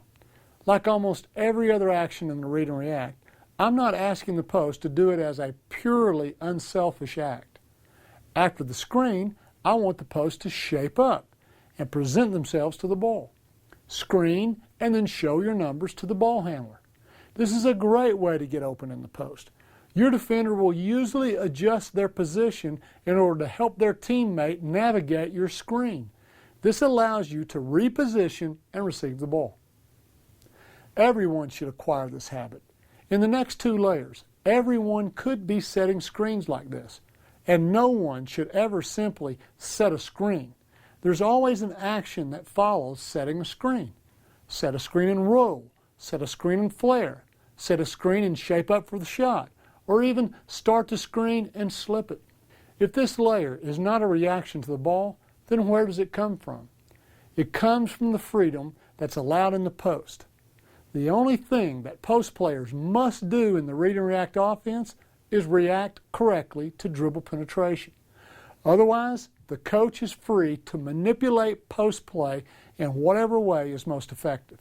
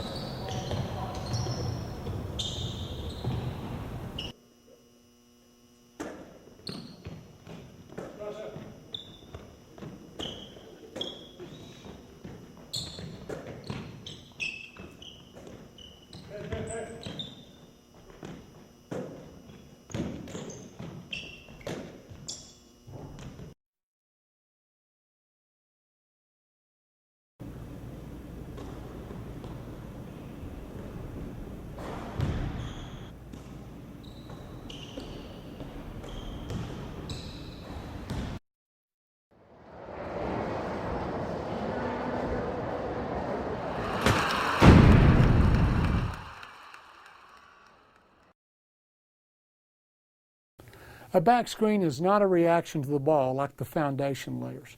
And like other supplemental layers, it's not necessary for operating the read and react offense. However, at certain levels, it not only can, but probably should be taught immediately after the pass and cut layer. If you pass, cut, and intend to fill out a certain spot, but a teammate is in it, then just set a back screen and keep going. Here's what you're teaching in this layer. After finishing any basket cut, instead of simply filling out to an open spot, the cutter can choose to take someone's spot by setting a back screen for them. This goes for a post player as well. If the post wants to step out onto the perimeter, back screening a teammate is now an option for getting there.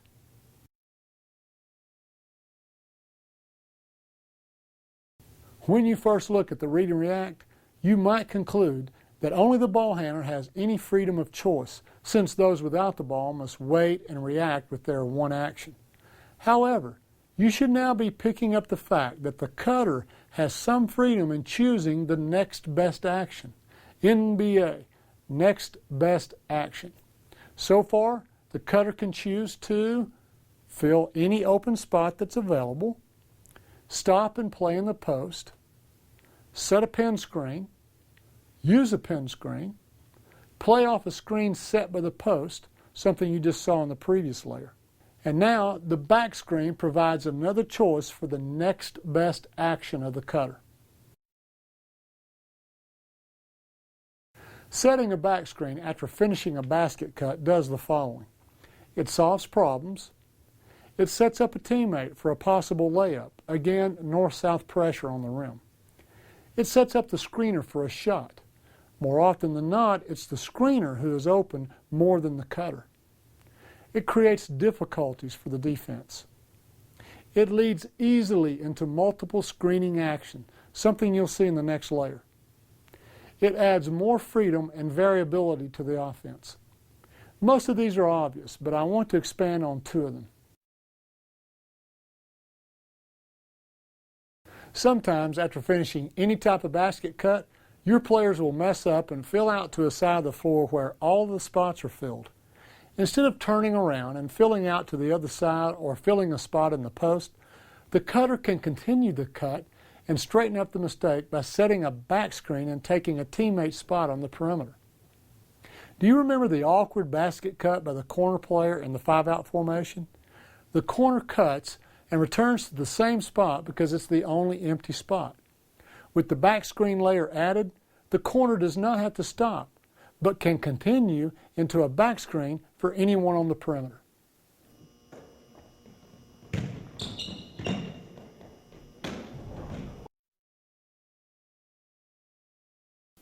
When anyone first looks at the read and react, it's obvious that the ball handler has freedom of choice while those without the ball do not.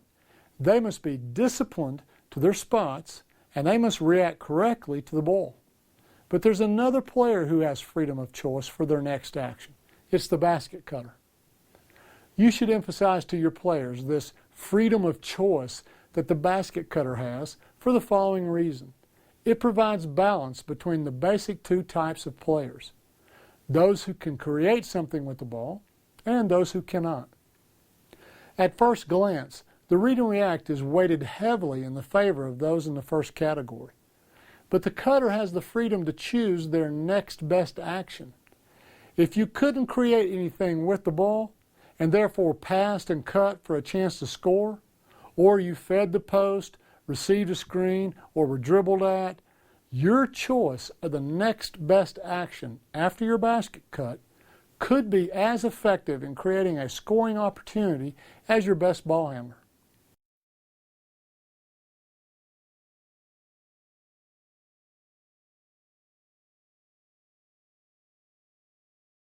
Let's review the basket cutter's choices so far. After layer 1 pass and cut, the only choice is to fill out to an empty spot. In 5-out, there's not much choice. But with 4-out or 3-out, the cutter has a choice in terms of more spots and whether to go ball side or weak side. After the 5th layer, basic post slides, A basket cutter can now choose to stay inside and post up in 6 possible spots: the short corner, the mid post, and the high post on the ball side or on the weak side. In layer 7, pin and skip, the cutter can choose to set a pin screen instead of filling out. The cutter can play off a screen set by the post, something you just saw in the previous layer. Now with this layer, back screens, we add another choice and perhaps the best one of all. The cutter can choose to back screen any teammate. And by the way, this includes their teammates in the post. Now, I admit that if the cutter chooses to back screen their post player, it's not technically a back screen. If the post is located on the weak side, mid post, or short corner, it's just a cross screen. Do we really care what we call it? The idea here is that we can get screens for perimeter players and post players alike with this one simple action after a basket cut. Hey, if the post is located on the weak side high post, this action becomes the Utah screen made famous by Stockton and Malone. I know what you're asking. Of all these possible actions, what do you tell your players to do? That's up to you. That's going to depend on your players, your opponents, even your own philosophy. It might even depend on which player is making the basket cut as to where he or she is going to screen. You might tell this player to always screen for the post before filling out to the perimeter. You might tell your best three-point shooter that you want them to always back screen a teammate who is one pass away from the ball if it's possible. This way, there's always a good chance of shaping up for a three-point shot. But look, I'm now digressing from implementing the offense to how to use the offense. If I do that, I could go on all day. Let's get back to the operating software. Can you use this in a 3-out, 2-in formation? You can if you allow your cutters to screen the post and if you encourage the post players to set a few back screens. If you pass from up top and fill out opposite the ball, there's not going to be anyone there to back screen because they will have filled your empty spot. However, if you pass from the top and decide to back screen ball side, it will work if the wing has thrown the ball back up top by the time you arrive. By the way, this is a good way to ensure that the wing gets a triple staggered screen. But I'm getting ahead of myself. Now you know why multiple staggered screens follow this layer.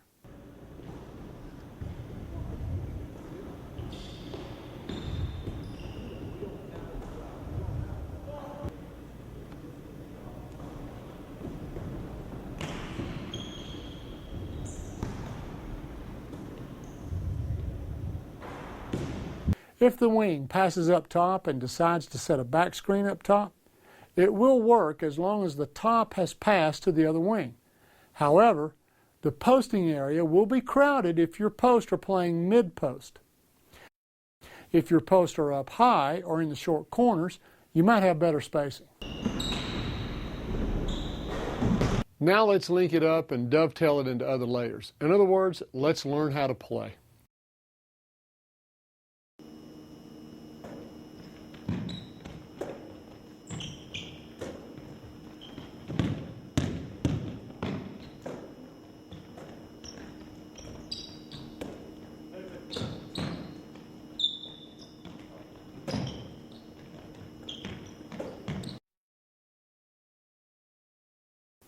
The receiver of the back screen is watching the ball, so you have to get his or her attention by yelling their name.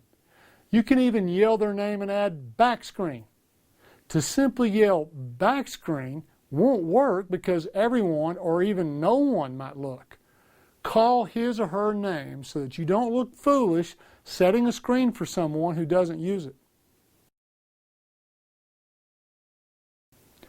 I don't want an offensive foul called on me. To cut down on that chance, I'm going to get my feet in the air and stick the landing on 2 feet. But there's another reason for this, the timing. I'm choosing to back screen you. Okay, so pass, and here I come. And here's the details that I like to teach at this layer. For you, the most important thing is to wait. Wait, wait, wait, okay? Oh, I got tired of telling players to do that. So we gave the screener this responsibility, that we've got to get both feet in the air and we got to stick the landing, okay? First of all, I don't want a foul call on me, okay? So this will help me, not be a moving screen. But for you, it's going to help the timing. When you hear my feet hit the ground, that's when you choose your cut. That's when you go. So we don't have to listen to the coach say, wait, wait, wait, you're going too soon. Look, you go when my feet hit the ground, okay? So it's like this. The timing is like this. Okay, and it seems like the players pick that up pretty easily, okay? There's a definitive trigger that says when you go. You go when my feet hit the ground, okay? Thanks.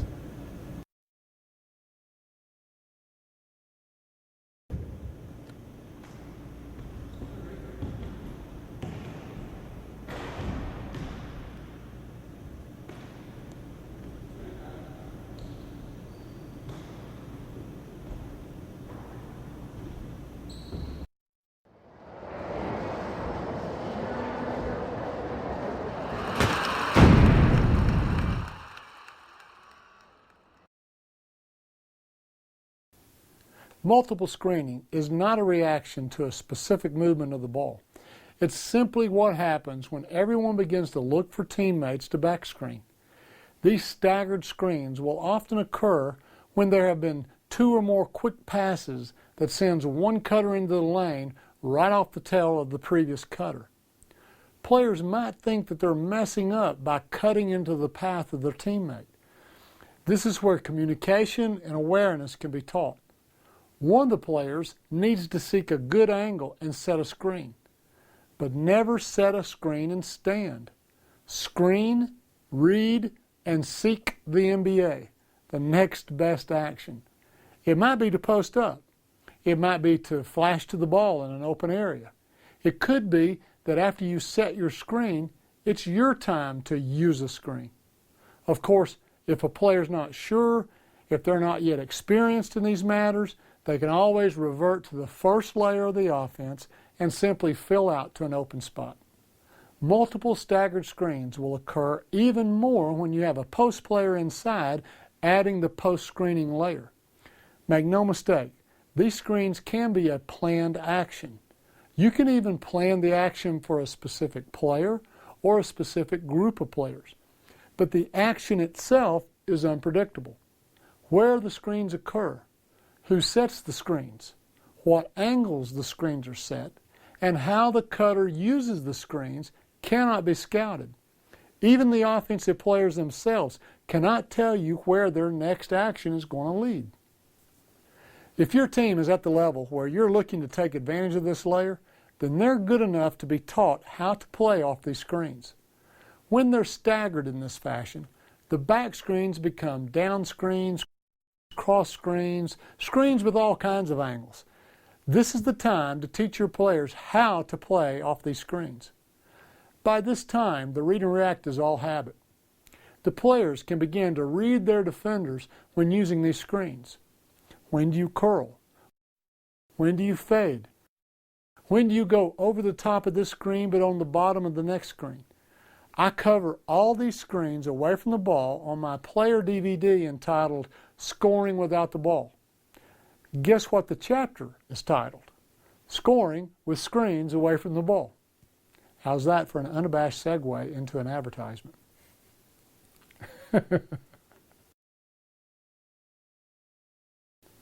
Watch as pass and cut and back screen ends with a double screen curl into the middle.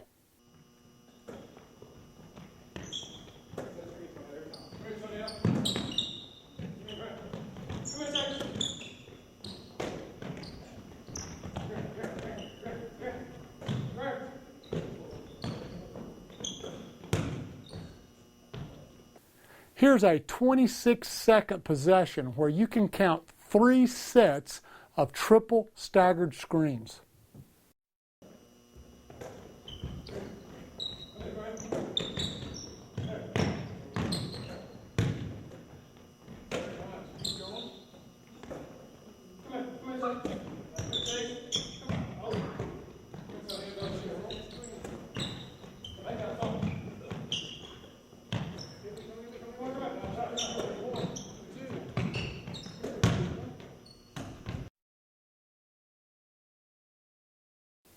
When you're allowed to screen anyone, anywhere, at any time, it means that you can cut without hesitation. If someone else is cutting through the lane, then fine, I'll use them or provide them with a screen.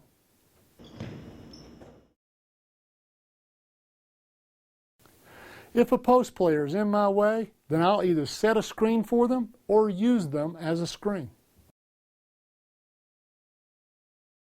If I'm on my way to an empty spot and a teammate fills it, fine, I'll set a back screen for them and still take the spot. If I find myself following closely behind a teammate, there's no need to panic. If my teammate sets a screen, then I'll provide the second staggered screen. If my teammate simply fills an empty spot, then I'll set a back screen as if I'd planned it the entire time.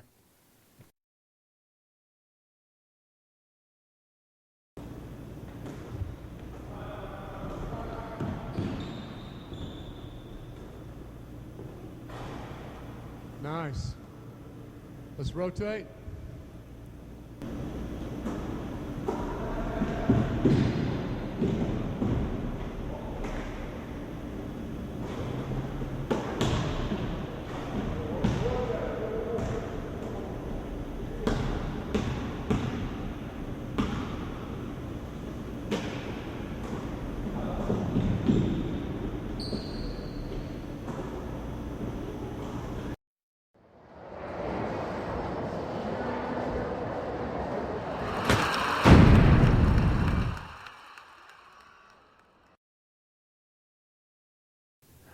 When the ball handler reverses his or her dribble away from the goal, basically a power back dribble, it's a signal for a sprint ball screen. It's a signal for your post player to sprint to the ball and set a screen. Everyone else should fill up and get ready to circle move in whatever direction the ball handler uses to pick. It's possible that you might not want to bring another defender into the ball handler's space. If that's the case, then you won't use this layer. On the other hand, you might be a pick and roll maniac and you want this action in your offense as soon as possible.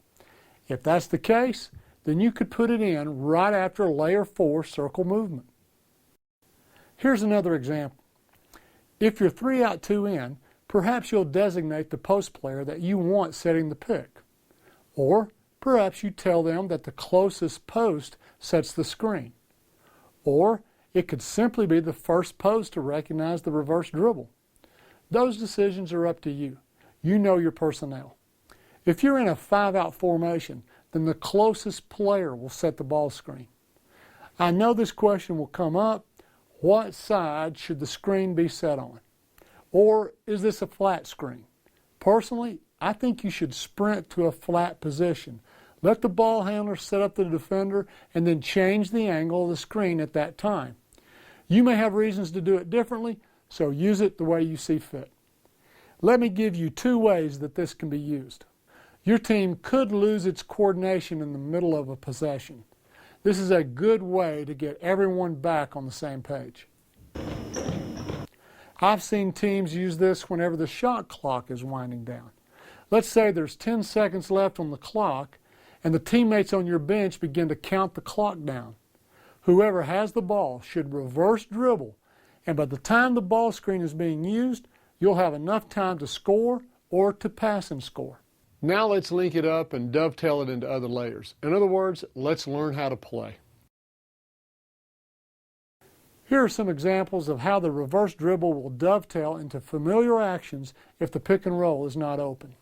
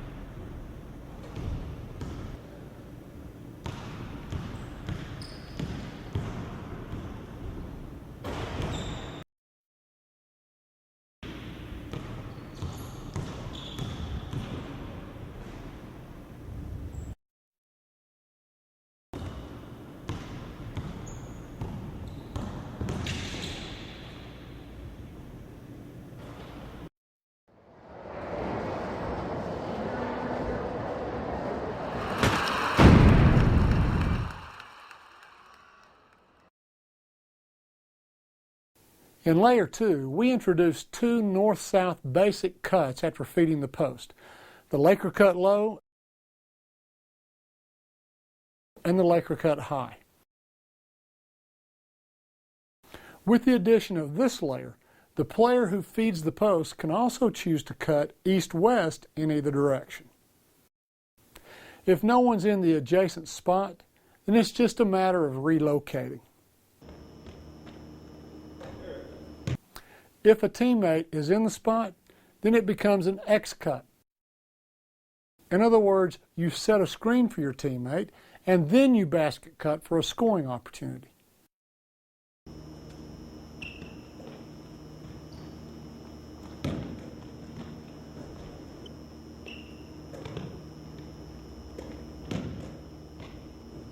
Now let's link it up and dovetail it into other layers. In other words, let's learn how to play.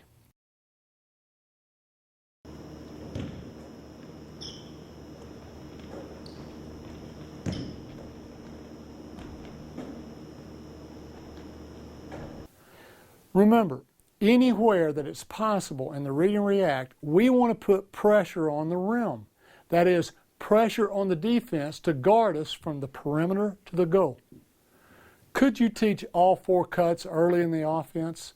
Of course, if your team is older and at a more advanced level, but for most teams, I don't want them to make a decision that involves four options when they're first learning the offense.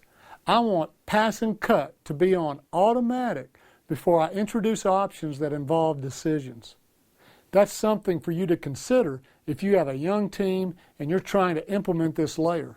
If you find that these options slow them down and keep your players from being decisive and aggressive, then maybe you should skip this layer for now and come back later when you think they can handle it. Even though we're here and we're going to talk about when to X cut there, when to relocate there, I want to review just a moment your Laker cuts to the goal, okay? And the read here to me is this.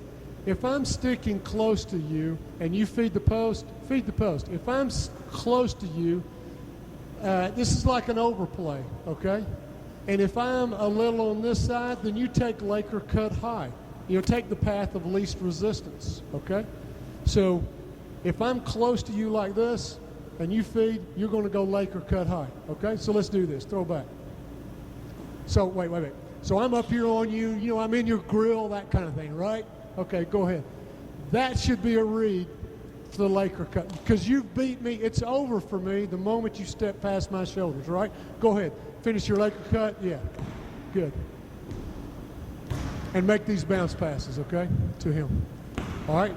So let's do this again. I'm up here in your grill. You make the pass. Yes. Good read. Good read, because I was just shading you a little bit, right? Now, if you want to get into fakes and all that, the only time I would fake is if I'm up here squaring your grill, go ahead, and you've got to move me to one side, okay? Then I would V-cut, okay? This is where I would V-cut, or take a step, go ahead, take a step this way, I move, and you take your Laker cut low, okay? So, come on back. Well, that was layer 2. That was elementary. That was the second layer in the read and react, okay? But we really should teach those in terms of how the defense is playing you, because now we're at a little higher level at this layer of giving you a choice of 4 cuts. Those 2 and the next 2 I'm about to go on, all right? If the next one is this, and it's this layer, if you feed the post, go ahead, and I leave you to double down, right? I'm going to create trouble in here. This is your signal to relocate. So relocate, and we're throwing back, and now I've got this closeout where you either shoot or you can drive by me or feed the post again, but that kind of should just, does it work every time? No, nothing works every time in basketball. However, I think it's a high percentage read on your part as to what 4 cuts we're going to use, okay? Okay, then when would you go there and set a screen, an X cut? When would you ever go up there, set a screen, and cut down the middle. Well, if you feed the post and I just kind of drift back in here into no man's land, right? Now here's what I'm doing as a defender. I'm saying, nah, I could fool with the post, but you know something? I can catch you on any Laker cut. You go here, you go there, I'll be in there, I'll stop that cut. And you know something? You relocate, I can close out on this. I might even be able to deflect the pass. So when you see me soften up and get ready to catch your cuts, you should go set a screen. Now go set a screen and think with me, hey, what should I be doing? What do most defenders do? Yeah, you've got to start talking about this situation. Are we going to switch? Am I going to help? Am I going to... Do you see what the change that went in on me? Okay, Coach has taught us how to handle screens. I've got to get up here and guard this situation. So you've drawn me back in here, and when you take his place, you're going to be able to cut, right? And a chance for you to score. Now come back, let's talk about this. Consider what the problem you stick me in, because if you go up there to X cut, go ahead, and I stay in here, then your defender is kind of in a bad way, right? I mean, what's he going to do? If I'm defending, I'll be your defender, you know? Am I going to go with you on this? Then I leave him for layup. If I play this screen and go ahead and make your cut, and if I go with this, I'm going to leave you open, right? So that defender that steps back in here and is going to kind of play in between and catch your cuts and catch you on the reload, that ought to be the one that you drag up into the X cut. Again, will it work every time? No, nothing works every time. However, I do think there are more intelligent times to choose one cut versus the other. Okay? I have something for you to consider. When feeding the post, why not occupy the weak side defenders? You already have the pin and skip in your arsenal. Whether you're 3 out or 4 out, emphasize those two on the weak side to hunt for it. Even if it's not there, the activity will help occupy the weak side defenders while you feed the post and work your cutting action. In layer 2, I showed you how the Laker cuts were options for the safety valve if the safety valve is not open behind the penetrator. Now the X cut is an option.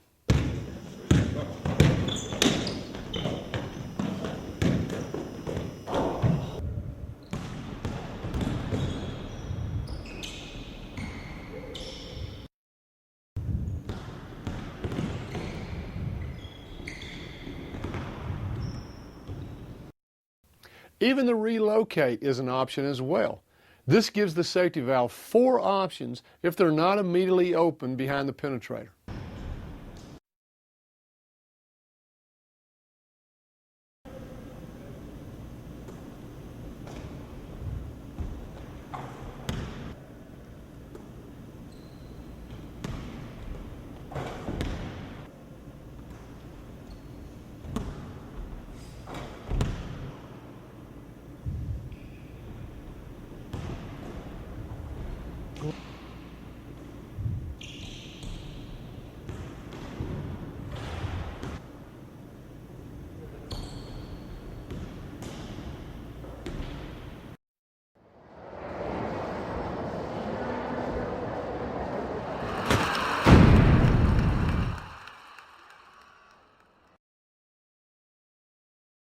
Sometimes when you pass and cut, your defender wins the battle, stands you up, and prevents you from finishing your basket cut.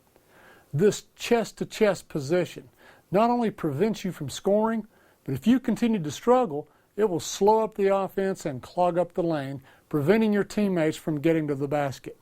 You want to forget this battle and clear the chute for your teammates.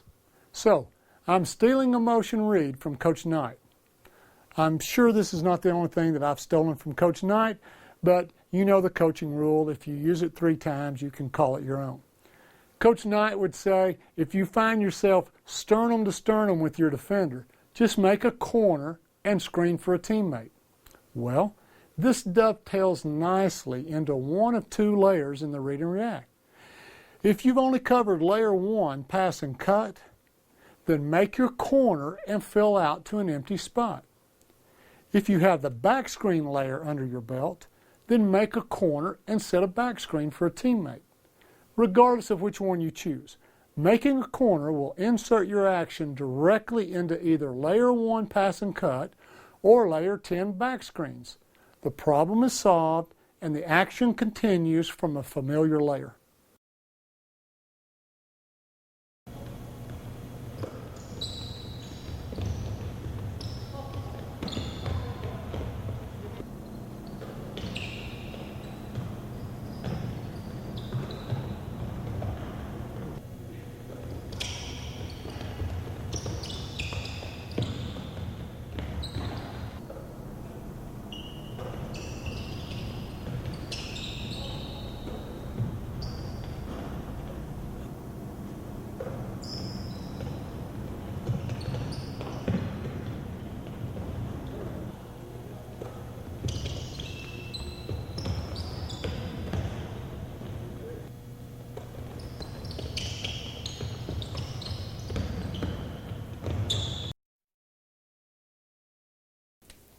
If it's possible, make your corner in such a way as to set a back screen for a teammate who is one pass away from the ball.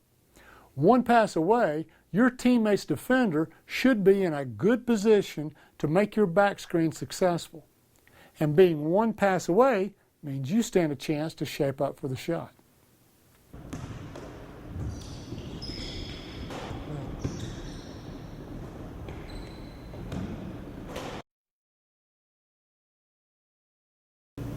Sometimes when you're passing and cutting, you get stood up a lot sooner than deep in the lane. You get stood up right here. You get tangled up, and it'll slow up our offense. It's okay occasionally when this happens. Pass, I get tangled up here. Is fight it no more and make a corner, an early corner. Come set a screen and cut. And this is just our X cut when we feed the post. We screen for a teammate, and then we cut to the basket. We still put pressure on the rim, and we still keep our tempo going.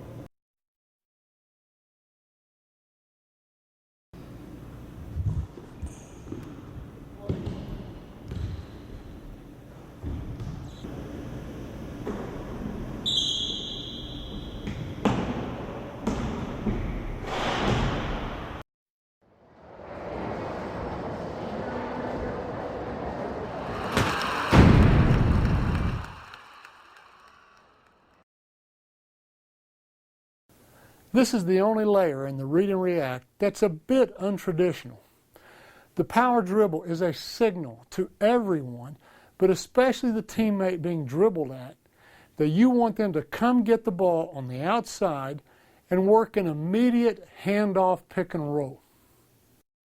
Notice that this action will dovetail seamlessly into the first layer of the offense, pass and cut. It sends one player to the goal, putting north-south pressure on the defense, and the empty spot behind the power dribbler is filled just like it is with pass and cut or dribble at. You might think that it's only a 2-player action, but it almost always turns into a 5-player action. Besides the initial filling of empty spots, when the ball is taken on the handoff and is driven north-south, perimeter players will react with circle movement, and anyone in the post will slide accordingly. Traditional pick and rolls are 2-player games, but in the read and react, they turn into 5-player coordinated games.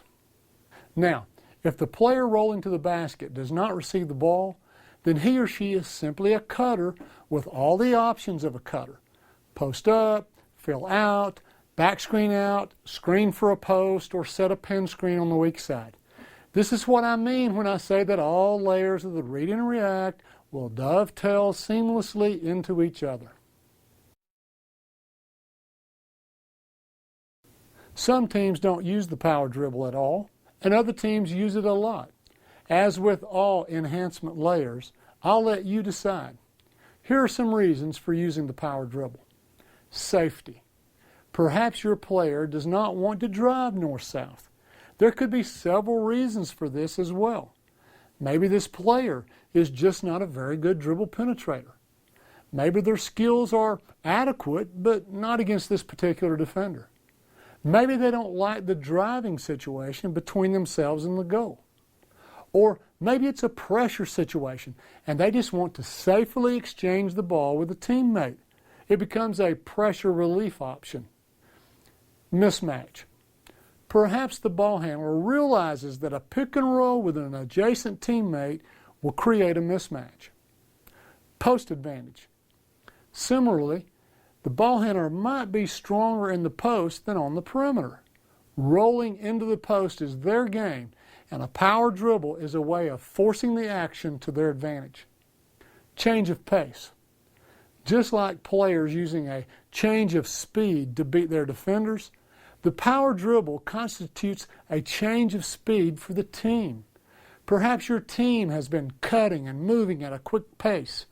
The power dribble would slow down the pace for a couple of dribbles until the handoff occurs, and then the speed could pick up again, a good change of speed for the team. Formation change.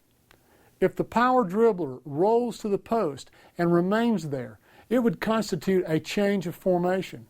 If the team is 5 out, the power dribble would change the action to 4 out, 1 in. If the team is 4 out, the power dribble changes the formation to 3 out, 2 in. You need to make this a very readable, clean action. In other words, right now, we know that if I drive right, what we're doing. If I drive left, if I dribble at you, everyone knows what we're doing. So I need to make this an obvious action that's nothing like anything else we do. So the first thing I do is I reverse pivot and turn my butt to the go. That ought to tell you this is not a speed dribble or a dribble at. I'm not passing and cutting. I'm going to start crab dribbling towards you like this.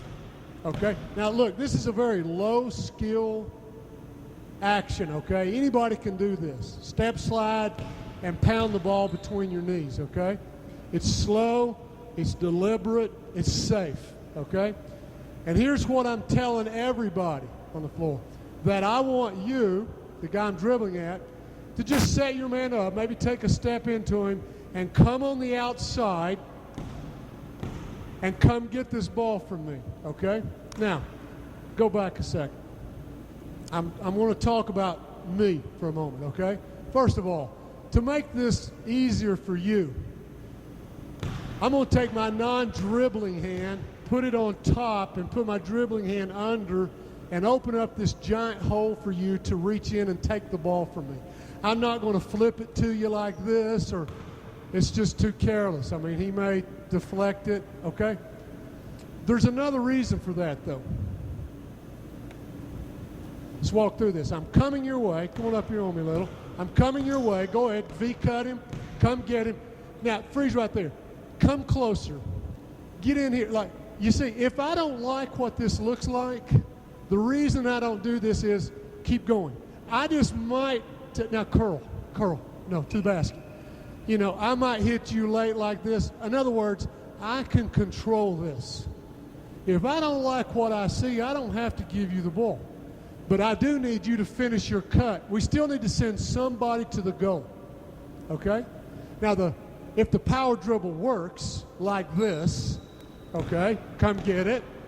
If the power dribble works and I'm going to the goal, right? So we are sending somebody to the goal. So if I don't give it to you, if I don't like what I see, and I take this away, I still need to send somebody to the goal, which is you. And many times he'll be puppy dogging you. That's why I didn't give it to you. He was trying to squeeze in, right? You want to do that? Let me show you what I mean. So I'm power dribbling. I don't like it. Good, boom, and does that make sense? Great. What if you screw this up? What if I start power dribbling and you mistake it and cut to the goal? Okay, let's do that. all right? Just take off and go to the go. Cut to the go. Keep going. You know? What do I do? Well, first of all, don't pick up your dribble, okay? Because, go ahead, fill, no problems, right? So I need to keep my dribble so that I can do this. One of three things. I could just keep going and get the next guy. Here, seal, roll, it's pick and roll, me and you, right? Circle movement, everybody else, right? That's one option. If I keep my dribble, I could just go get the next guy. Or I could turn and go back in this direction and get this guy. And roll, and we're still in it. I got one more option. Replace me. If you've cut and I keep my dribble, I could just back out, and if I've got the skills, I can attack you, or I can pass and cut, and we can keep going in our offense. So there's several advantages for just not picking this dribble up if the guy cuts, okay? Perhaps we've already done this once in a game. He's a smart defender, and you see it coming. You know, the moment I do this, that's right. Yeah, you know, and you're going to squeeze in and right and screw this up. So we're back into layer one. He's over the read line. You must rear cut. That's right. So if that happens, right, we've got to teach this guy to be able to make this bounce pass.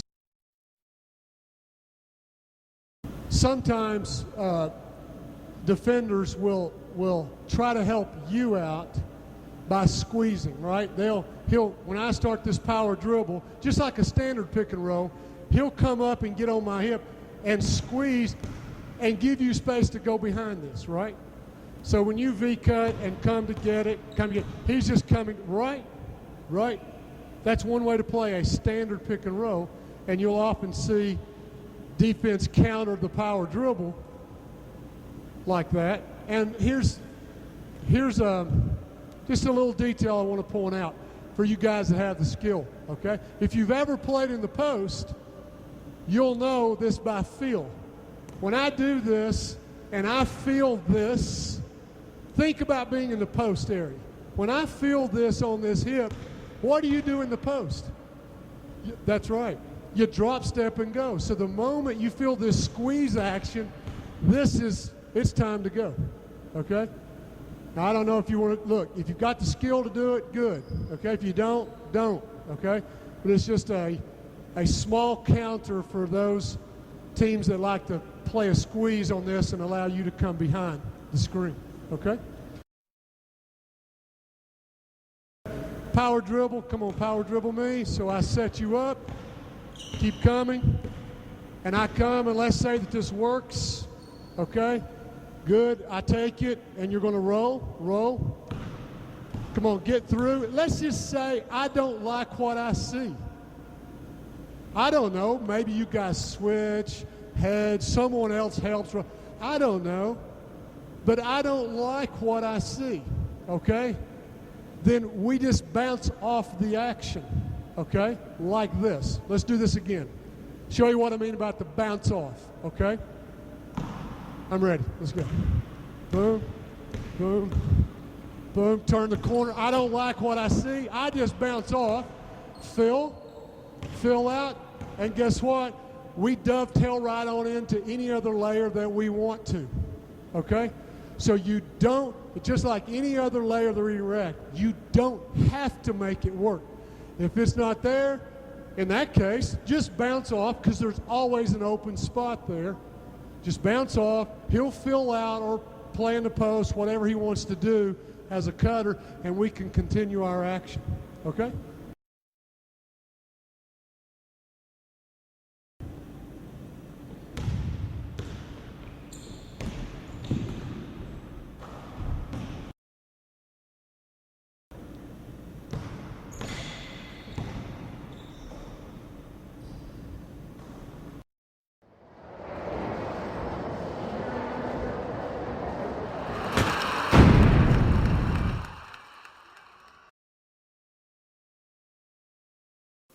When I first put the read and react together, I had only one layer for post reactions to dribble penetration, and it was this layer. I taught the basic slides and the advanced slides at the same time, as one complete movement. But I soon found that it was too much at one time, and furthermore, the advanced slides were not absolutely necessary for a lot of teams, and certainly not necessary for youth teams. However, if you want everything to fit together in all situations, regardless of formation and regardless of which player drives, then this layer is necessary.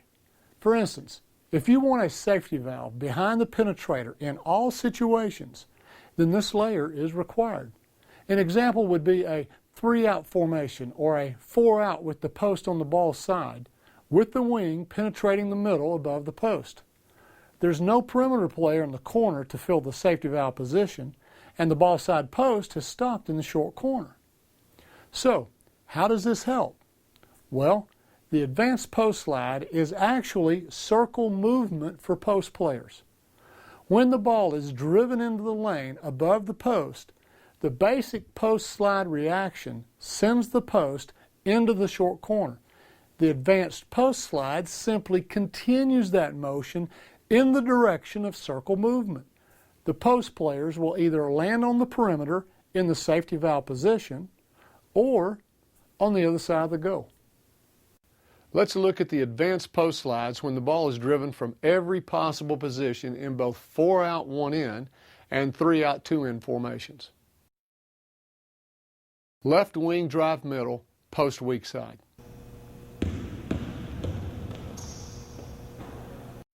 Left wing drive middle, post weak side.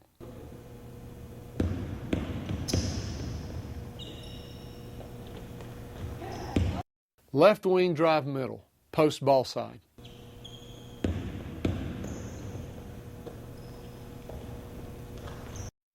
Guard drives right, post ball side.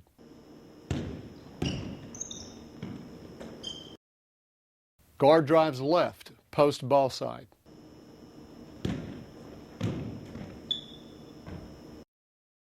Guard drives left, post weak side.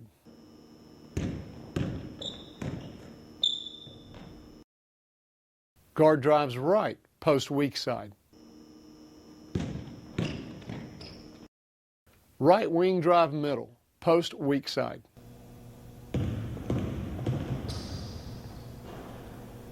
Right wing drive middle, post weak side.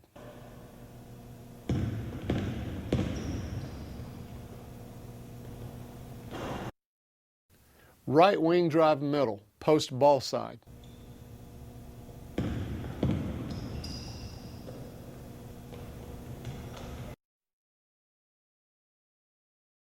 If the ball drives right, then everyone's circle moves to their right. Notice how this provides maximum space for the penetrator to get to the basket. If the ball drives left, then everyone's circle moves to their left. Now let's look at the passing options from the wing and the point. Everyone's circle moves to their right.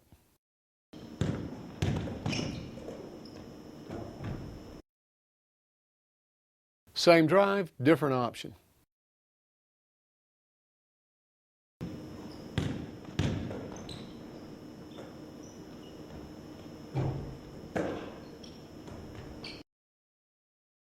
Top drives right.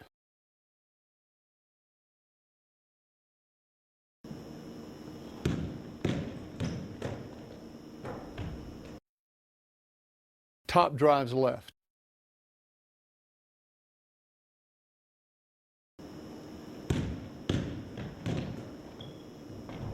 Now let's link it up and dovetail it into other layers. In other words, let's learn how to play.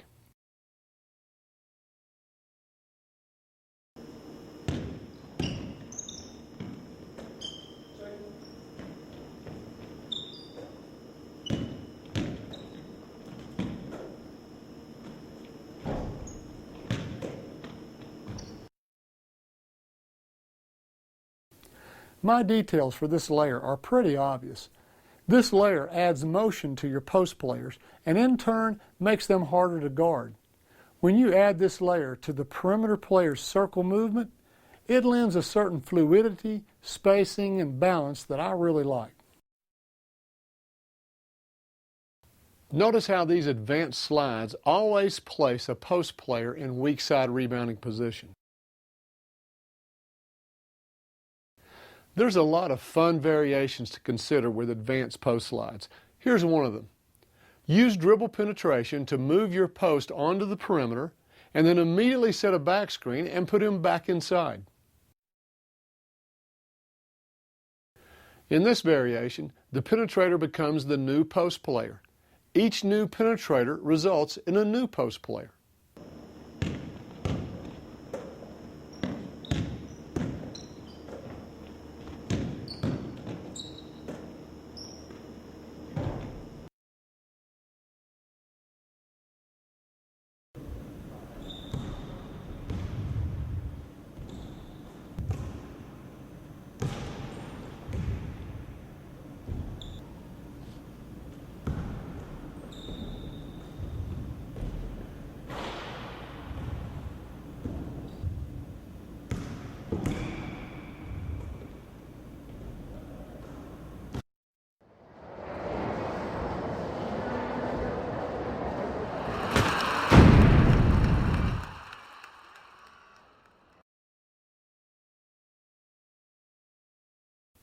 Before looking at fast breaks or secondary breaks, we should first train the players how to get into the read and react during transition from defense to offense. The purpose of this layer is to create a seamless flow of offensive action. There should be no noticeable pause between running the floor and half-court offensive attack. The following drill will randomize and stagger the arrival of players into the half court. Most of these clips are from the half court, but you could start it at 3/4 or full court if you want. The drill begins with the players passing the ball randomly. The moment players pass, they and their defender run the floor as if there's been a defensive rebound. The last player with the ball dribbles into the half court and initiates the action in whatever manner presents itself. They could pass and cut, dribble at a teammate, dribble penetrate, or even use a ball screen. Those players running ahead of the ball will cut the lane, change sides of the floor, and fill out to familiar spots. Why would I want them to cut the lane? Cutting the lane puts them in a familiar groove. Are there other things they can do when exiting the lane? Of course, it's our next best action list. They could fill out, back screen their way out, fill a post, screen for a post, set a pin screen, use a pin screen, or play off multiple screens. Regardless of their choice, the moment they cut the lane, they're immediately into the read and react by habit.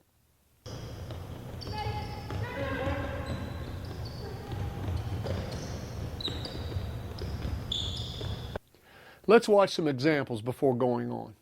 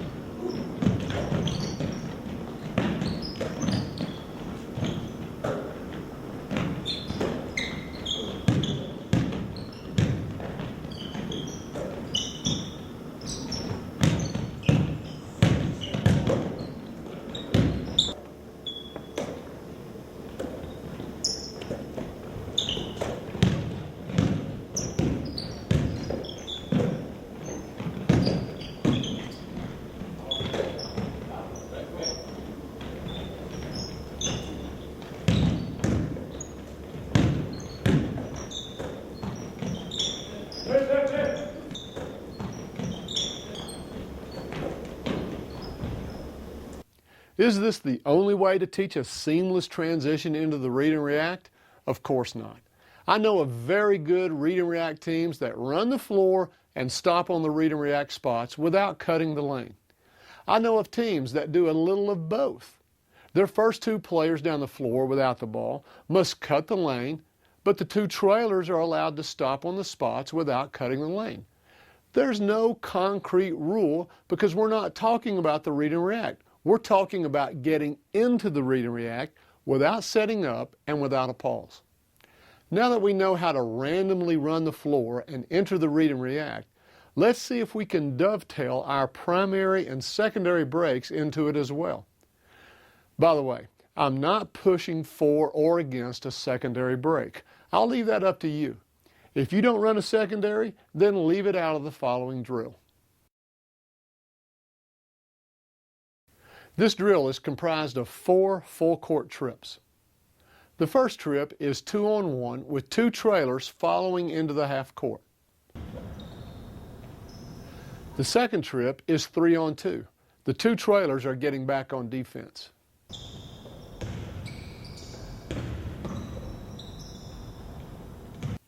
The third trip scores out of your secondary break. Let's freeze here for a moment. I made up a very simple secondary break only to illustrate this part of the drill. If you run a secondary, this is where you would teach it.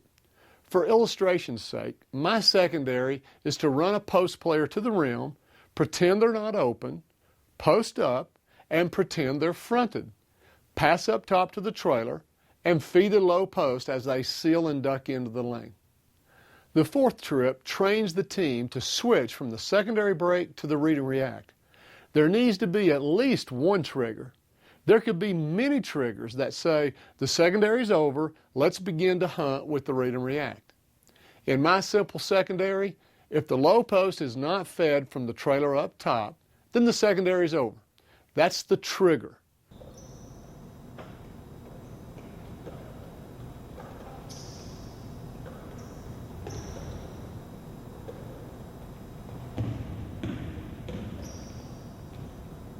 Remember, I could have several triggers that say it's over. If the wing passes to the guard, if the wing skips the pass to the other wing, if the wing drives the ball. The secondary is over when you say it's over. The number of options is up to you. Now, let's watch the drill from start to finish.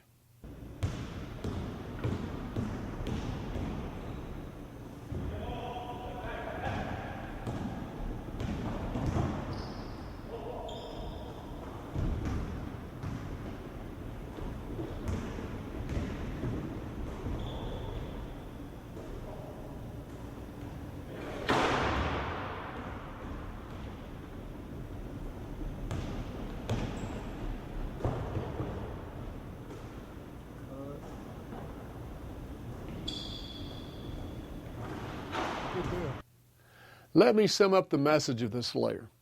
When we gain possession of the ball, we want to attack the rim and hopefully create a scoring opportunity because we outnumber the defense.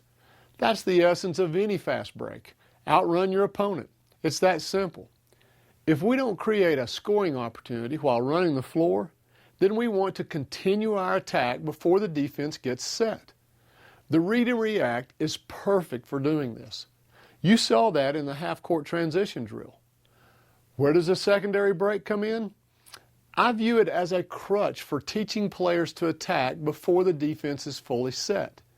It might be a temporary thing you do until the players can attack on their own, or it may become a staple of your transition game. I view secondaries like quick hitters. There's nothing wrong with them as long as the players know them for what they are. An organized way to initiate the action of the read and react. When we're coming 2-on-1, this is something I just want you to consider, okay? Traditionally, they say keep the ball in your outside hand, okay?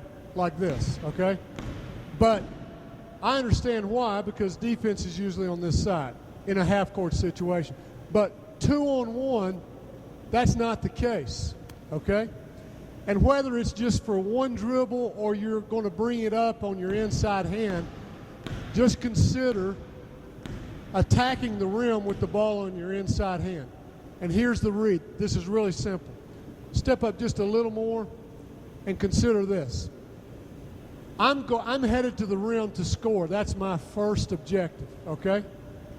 So, with the ball in the inside hand, if you start backing up and giving ground, come on. No. 2-on-1, come with me. Yeah. If you're trying to play both of us, right, and you keep backing up, I'm just going to snatch this up when I get this close and score. Does that make sense? So if you just keep giving ground on me, I'm going to score. So I got to first come in here to score. Now, why have it on the inside hand? Okay? Because if you decide to stop me from scoring, you ready? We're headed this way. Just walk through this one. If you decide to stop me, that's all it takes. I just push it and I separate from the ball so that I don't charge you if you're a smart player. Okay? So I'll get someone here that can do this at game speed, but the mentality is basically this. Even if I'm bringing it up with my left, if I can get it over here to my right, I'll just push it and he'll lay it up and I'll avoid your charge. However, if you begin to back up and play this pass, okay, then I just snatch it up and take it to the goal. And I did this. I charted an entire season of us doing it the traditional way, with the ball over here, 2-on-1, and the kid has to bring it across his body and do this kind of stuff. The next year, we ran this drill for about 2 minutes a day. Everybody has to get it on their inside hand and push it, and okay? And it doubled our conversion 2-on-1 from one season. That we doubled our conversions and made shots on this. And it's, what I liked about it, it's a very low skill thing, you know? Everybody can get it on their inside hand. Like for you, I know it'd be in your left hand. That just doesn't take a whole lot of skill for you to push it just like that and lay it up, okay? Just something to consider, okay? 3-on-2, let me have a white player here and a maroon underneath. And all I want to say about 3-on-2 is this. There are coaches that know how to teach 3-on-2 a whole lot better than me. I just want to make a point here that usually coming up the floor, it's not in the exact middle. You just don't see a perfect 3-on-2 the way we do it in a drill, okay, when you look at 3-on-2s in a game. So in order to tie into that 2-on-1 that I just taught you, we teach the ball handler to just go straight to the goal, forget about getting in the middle. And here's what usually, not all the time, but here's what happens. If I go straight to the rim and you're going to stop me, this back man usually lines up to play me. Right, just like that, right? He starts stepping to this side, right? I mean, if you don't and I do some little in and out, I'm right. And what I've done here is I've changed this to a 2-on-1, and I'm very familiar with that push pass that we just did 2-on-1. Does that make sense? So I'm trying to turn this 3-on-2 into a 2-on-1 by attacking the rim here. You're running with me. I'm trying to move you over so that I can simply do that, okay? Now, the one other little counter that we added to this drill was this, okay? Is just a simple crossover or an in and out, okay? For instance, if you are smart on the back and you're not going to move over, right? You think you know I'm going to make this pass? Then we put this in our drill. Again, you're taking me, you're going to play this. It's just a crossover and I go score, okay? Hey, yes, sometimes if you're ahead of me, I can pitch to you, yes. All that's kind of obvious stuff. But you just don't see 3-on-2s in a regular game turning into this, I pass to you, you pass to him, you pass. You know all those passes you make in a drill? It just doesn't happen very often in a game if you track it in games. But a good guard here can turn this into something really simple. He can turn a 3-on-2 into a 2-on-1 simply by not getting here and thinking I'm a passer. But I'm just going to head straight to the rim. I'm going to make you play me, make you push over, and I'm going to turn this into a 2-on-1 just like we did in that little. And it's a familiar thing for me to make that little push pass. Does that make sense?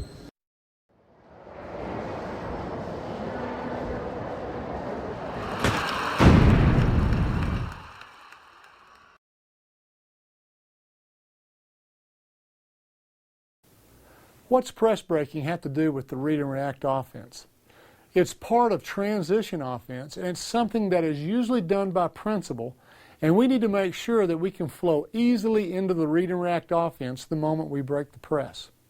Of course, this can be done with a set play type of press offense.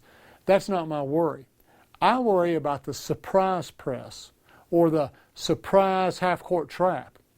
And what I want from the players is that same automatic read and react response that I've taught in the half court.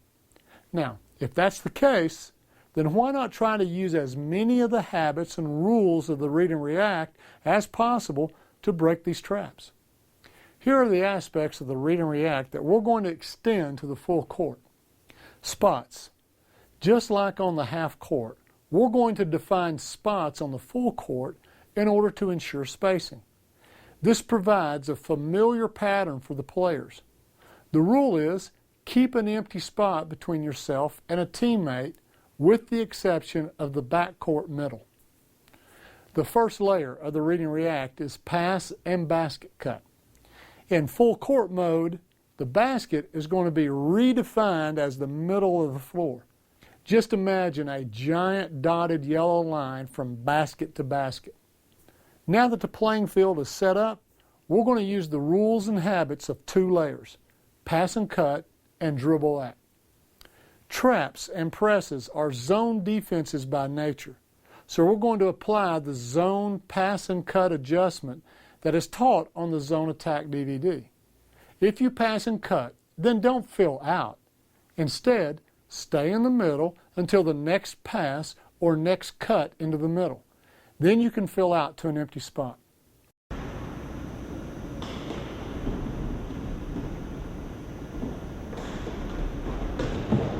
Add to the read and react this one trapping rule and we'll be ready to get started. When our team first encounters a press or a trap, regardless of whether it's on the inbounds pass or when you dribble across the half line, the first press breaking action is flash a player to the middle. I don't care where they flash from, and I don't even care who it is. If we can get someone to the middle of the floor and get them the ball, the chances for breaking the press falls in our favor. It would be nice if this flasher was the best athlete with the best hands and with a habit of turning and looking opposite up the floor the moment they catch. Perhaps you can designate this player. But what if this player has the ball? This is why I want to drill that it's everyone's responsibility. If you're running down the floor and a trap occurs and you're the closest to the middle, then you should turn, flash, receive, and immediately look opposite up the floor. Now we're ready to apply our read and react habits to breaking the press. If you pass on the perimeter, then you must basket cut. This is straight out of layer 1. If someone's in the middle, then they must fill out to an empty spot. My suggestion is to look up the floor for the empty spot. If you basket cut, in this case middle cut, your spot must be filled by a teammate. If you dribble at a teammate on the perimeter, then that player must basket cut. This is layer 3 of read and react. In this case, the player dribbled at cuts to the middle, and whoever's in the middle must fill out to an open spot. I suggest that you first walk your players through these scenarios. Make them aware that sometimes you can break the press with 2 in the back court, 1 in the middle, and 2 in the front court. And sometimes you're going to need 3 in the back court, 1 in the middle, and 1 in the front court.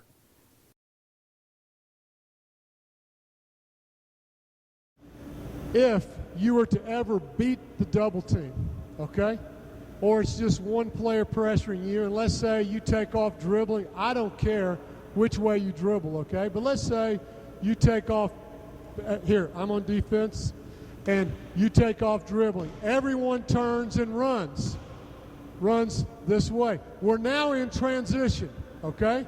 Keep dribbling. We're now in transition. But look, if there's ever a trap, for instance, if he's got it beat, we're going right on into read and react the way we've been training in other layers. But let's say he gets trapped, okay, again, okay? He keeps his dribble, and like a smart ball handler, he begins to back up to create space. Well, that's a reverse dribble. Usually that's a call in the half court for a sprint ball screen. What this means is, let's say you were running the floor, right? Come on, you're running with me. We thought we had it beat. There's a trap. He starts backing up. It's a call for you not to sprint and give him a ball screen, but sprint and get this precious middle filled so we can break this trap. And we've all got to come back and fill our spots and start back over, breaking this press either with a dribble at or pass and cut, etc. Let's return to our full court progression and slip the press breaker in the way it will occur in a game.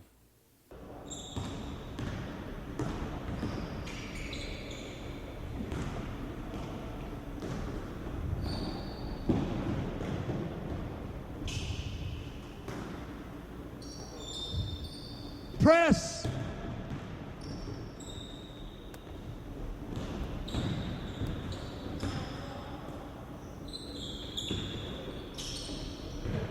Good, good. Get it out. Let's go. Trap.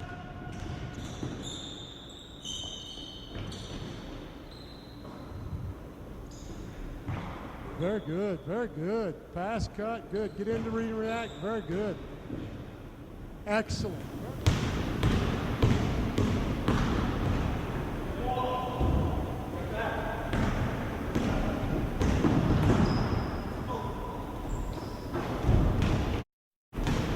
Press.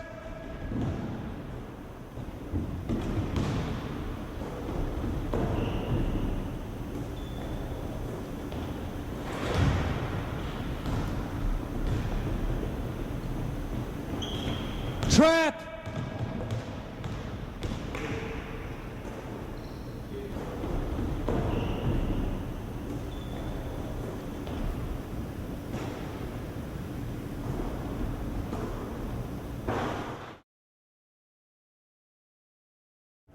Let's say, again, that he beats me or he beats the trap. This time, let's drive left. Just drive left. So, press breaking's over. We're in transition. Let's go. We've got this thing beat.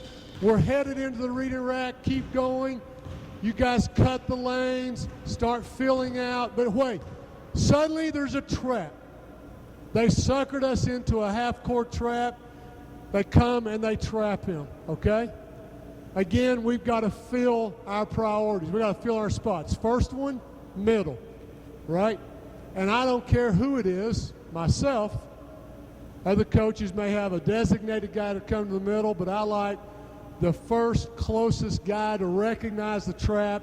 We got to fill this first. Perfect. We got someone to throw back to. Straight away, we got a diagonal, so they can't crowd the whole court, you know? Is it possible that you get in here deep and get trapped and you can reverse dribble a little bit? That helps, first of all, create space for you to beat the trap. But also it's a call to come back, guys. Don't give me a ball screen, but sprint back in here. Give me somebody in the middle, somebody there, somebody straight away. Let's break this trap and then go on and score. Okay? The first way that I want you to consider getting open is just a simple give and go by you, okay? Now, we're extending the pass and cut layer to this full court anyway. So the habit from layer 1 is if I pass, I make a basket cut, and the basket on the full court is this midline, okay? So let's just walk through this. The first thing is if I'm up here on the ball and you pass in and you make a hard cut to beat me as I'm for me, right here, the press, if you're a good ball handler, the press is broken because you've got the ball on the move, on the dribble, and you've already got 2 defenders behind you. You've got numbers. You've got 4 on 3 right now, and we got the ball to the best ball handler on the move, okay? So go back. That's the first thing we want to look at. Now, a counter. What if you do this, go, pass, you cut, but you're not open right here on this give and go? Well, come on, you're going to fill this middle. We got to fill this middle anyway, right? We've already been talking about that's our first priority.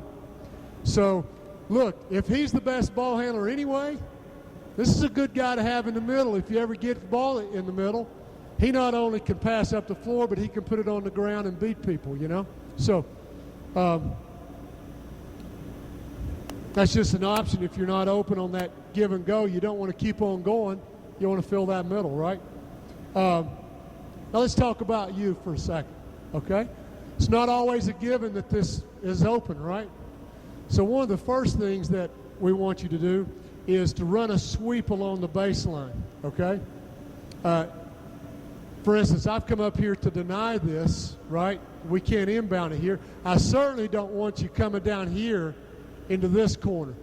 This is exactly where they want you to get it. So we're going to stay out of this giant triangle here on these corners. That's death for you. You got four defenders there, you know, 2 trappers here, sideline and baseline. So I've denied you here. I want you to run a sweep between me and the ball right along here, and if you can get the ball here and turn the corner, again, we've got the ball in the hands of one of our ball handlers, turning the corner, on the move, up the floor, okay? Again, well, what if you can't? Then we're back into our pass and cut layers, and then we're in our spots, okay? So I'll show you what this looks like, okay? So the ball's out. I've denied you. Go. You cut. Boom. He gets it, and you just turn and lean in and look ahead. It could be you're hitting somebody in the middle, somebody up there. You've got a safety valve behind you. You know, if you turn this corner, you don't like it, and there's a trap, we've got our inbounder stepping in, filling spots you can throw back to, okay? If you're being fronted, okay, let's say it's a dead ball. The referee's handing you the ball, right? And I'm fronting you like that. Dead front, I don't care about what's behind you, okay? I've just been told I got to stay in front of you, okay? Well, instead of playing this little foot dance with me, I've got something for you to consider. Walk me straight to the ball, okay? Before the referee even gives you the ball, walk me to the ball, line up with the ball, walk me straight down here, turn sideways, put both arms up, okay? Now, one of the reasons I want you to do this is when you break this way, if this arm is down, it's going to look like a push-off. So that'll keep you from doing this. But there's another reason for this. He is your eyes for this area, not you. If he throws it over here into a double team or a turnover, it's your fault, not his, right? The reason I want these hands up is when the ball goes over, when you see it go between these hands, that's when you go after it. Because that's going to seal me off. That's going to delay me just a little bit. Okay, and I'll show you what I mean. Okay, so we're like this, right? Go ahead. Boom. Now, there's that moment delay there where you've got me sealed, and then you can go after the ball. Okay? Do it again. Let's start this over. Back up. So you walk me down, turn sideways, get like this. Yeah, throw further. Yeah, I want him to run and get it, okay? Just put a little air on it, okay? Because, hey, maybe I can out-jump him, you know? Maybe I'm a little stronger than he is, you know? I need you to throw into a spot and for him to tag me just for a moment and then go get it, okay? And you can judge that, again, when that ball goes between your hands, you can take off and go get it, okay? Go ahead, walk me down. Good, turn sideways, good. Yeah, now look at this. You're already on the move, right? I'm beat and you're already moving. I would add this though, I like what you did, which was you caught that ball and kind of stuck your landing before you went, just in case someone moved in there to get a charge, you know? That was nice. Go back over there.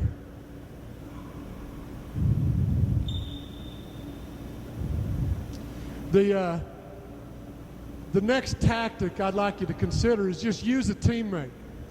So I'm being denied, you're being denied initially, right? So how about you come screen for me? So my man's here, you come screen for me as a means of you getting open, okay? So yeah, I've got a chance. But when they play me coming off of this and you open up in there, we've got the ball in the hands of our ball handler in the middle of the floor, you know, in a familiar spot. Our inbounder, he'll cut the middle, whatever, fill an empty spot. I'm in my spot, okay? At the same time, go back. At the same time, I don't want you to think that it's always you on this, you know. When you come set the screen for me, okay, maybe I'm up here, maybe I'm in the middle. Maybe I'm the guy that's in the middle here already. There's a guy over there. You decide to come set this screen. Good, come set it on me. Hey, look, first of all, on the elementary level, I may be open, okay? Go ahead, do what you did. But that more times than not, that you getting another teammate's open is going to get you open. So consider where you're going. See, I would rather, go back, I would rather you do that than me come screen for you. Because if I come screen for you, go ahead, you, boom, and I'm the one that's open more times than not, yeah, this is okay, but I would rather have the ball in the middle, you know? Does it work every time? No, nothing works every time in basketball. We're just talking about percentages here, okay? So you've got sweeping in front of the ball, you've got walking the defender down, getting a lob, you can set a screen, use a screen, okay? So there's a lot of things you can do other than just get open, you know? Do you like that? You know, that's what hey, get open, you know? Yeah, a little motivation to move and open, maybe go to an open area. That's not bad, you know? But there's more to getting open than just get open, all right?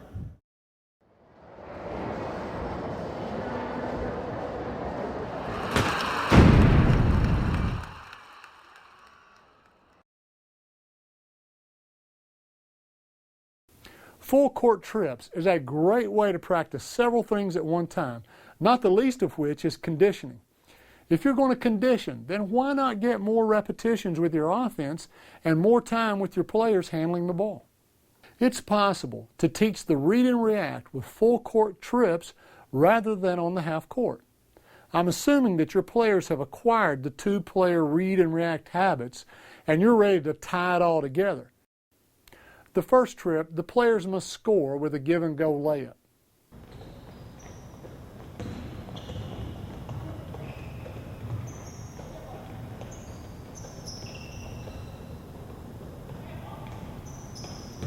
The second trip, a coach, manager, or player is going to step over the read line.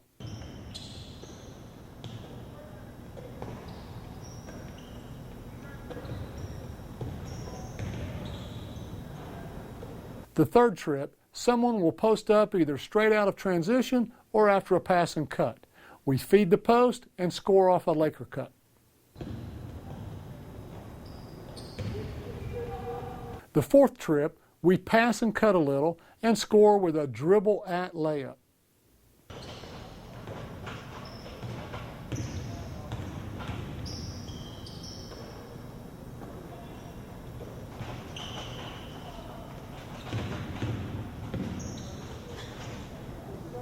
The fifth trip, we pass and cut a little And when everyone's watching, someone drives, we circle move, and the penetrator pitches or dishes for the shot. The sixth trip, we pass and cut a little until two players are in the post, or we transition directly into 4-out or 3-out. Someone drives middle, not baseline, and dishes to one of the posts. The seventh trip, we do the same thing until we are 4-out or 3-out. The wing drives baseline and can pitch to anyone.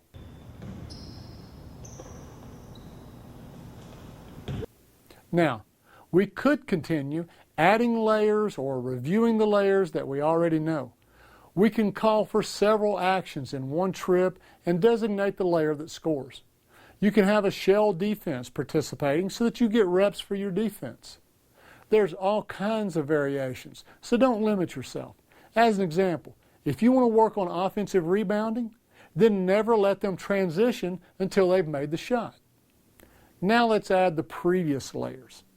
At any time, the coach might yell press or trap.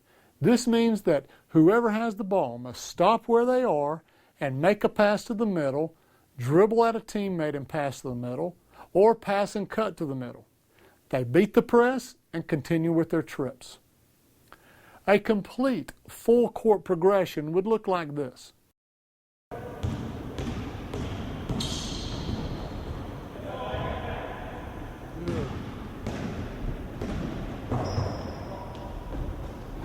Good. Press, press. Good job. Secondary. Good job. Good. Go up top. Good.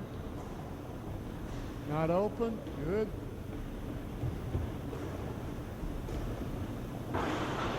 Good. Let's go.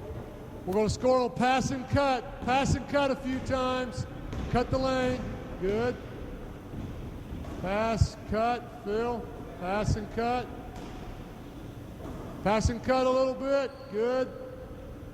We're going to score on a pass and cut. Good. Laker cut this time. Laker cut. Good. Pass and cut a little. Good. Fill up. Fill up. Good. Good. Keep going. Good. Feed the post. Laker cut. Good job. Let's go. We're going to score on a dribble at. Pass and cut a little. Pass and cut a little. Oh, very nice. Good. We're going to score on a circle move. Pass and cut a little. Good. Pass and cut a little bit. Keep going. Good job. We're going to score on a baseline drive.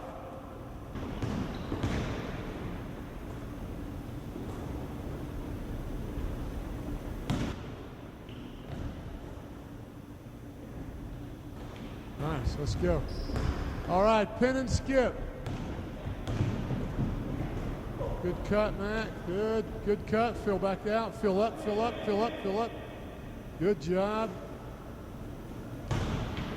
Nicely done. We're going to score on back screens.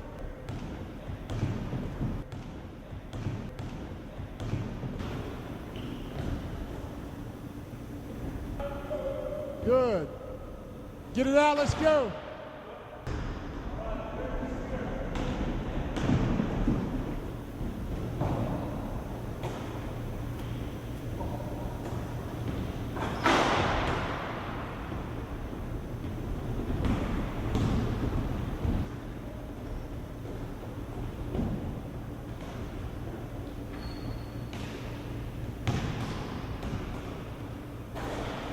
Good. Let's get it out, let's go.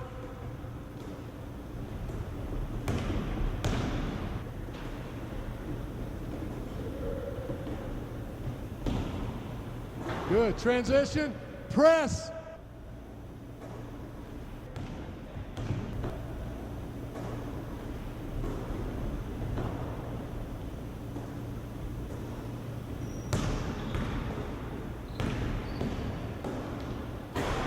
go. Get it out. Let's go. Go, go, go.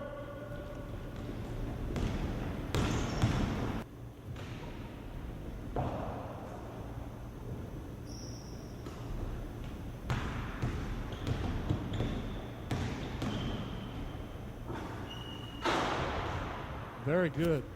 Now, step back and consider what you've done.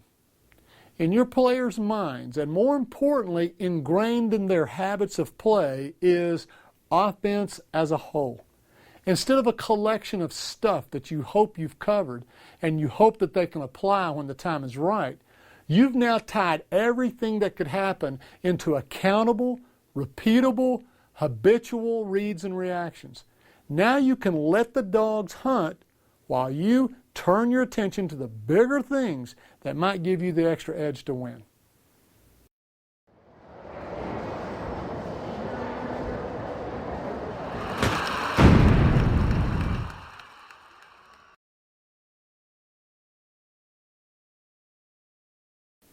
I remember an assistant of mine asking me if I felt like I had the best 5 players on the floor. My answer was that I thought I had the best 1, 2, 3, 4, and 5 positions filled. He said, "That's not my question. Forget about positions. Are these the best 5 players?" I had to answer no. He said, "Why not?" Even though he knew the answer. I said, "Our system demands these positions. If I put the best 5 players on the floor, we'll not only have to change our system, but it might need to change every time a substitution is made." We both kind of shrugged our shoulders and murmured, "Yeah, it would be great if we could just concentrate on putting the best 5 players on the floor, but what about our system?" The unspoken answer was, maybe there's something wrong with the system that doesn't allow you to put the best 5 players on the floor.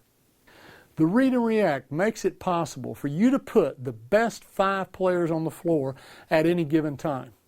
You can allow who's on the floor to determine your formation and your emphasis of actions. In other words, instead of making players fit into your system, let the strengths and weaknesses of the 5 that's on the floor determine your system. If you have 5 guards on the floor, then go to 5 out. If you sub in 2 post players and 2 catch and shoot players, then go to 3 out, 2 in, and let playing off multiple screens be your emphasis of action. Your opponent will think that you're changing offenses, but we know that you're not. You're just changing players. I only want to make you aware of that. By no means am I suggesting that you have to do it or that it's the only way to run the read and react. I'll say it again. The read and react is an offensive operating system, and you can use it however you see fit. But now that I've raised the subject, I want you to consider a related aspect of the flexibility of the read and react. You can allow the team on the floor to adjust and change formations in response to the type of defense being played. In other words, in one possession, your team could change from 5 out to 4 out to 3 out and back again. For this reason, I almost named the read and react the amoeba offense. Your team has all of the tools to mold itself into formations and actions that counter the defense on a moment-by-moment basis. This can be drilled. You can stretch your players' perceptions of offense, the available weapons, the options and freedom of the read and react by drilling stuff like the following. Start 5 out and flow to 4 out with a cutter who stays in the post. Make sure you get a post feed. Return to 5 out by letting the post screen their way out.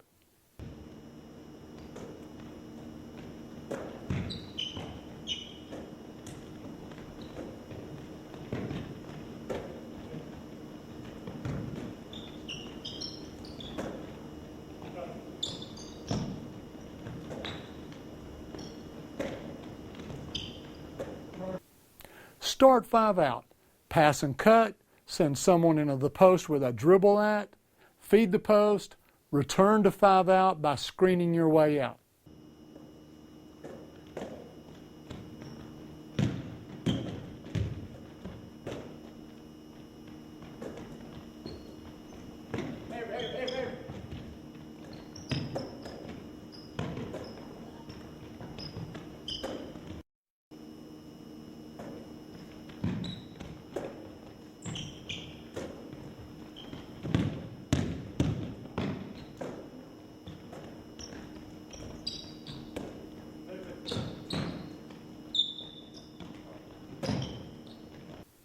Let's change our formation from 5 out to 4 out with a power dribble. After a post, feed, and cut, change back to 5 out.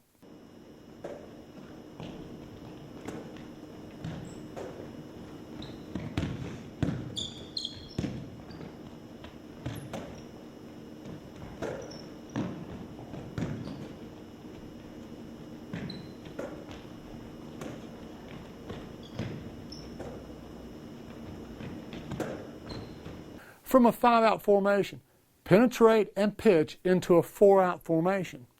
After a post, feed, and cut, back screen into 5 out.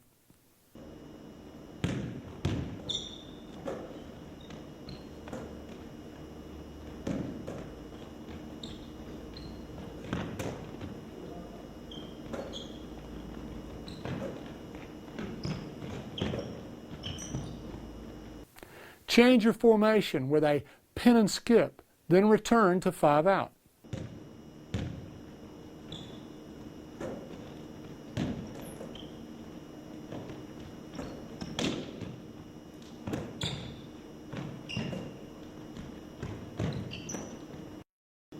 Just give me one more.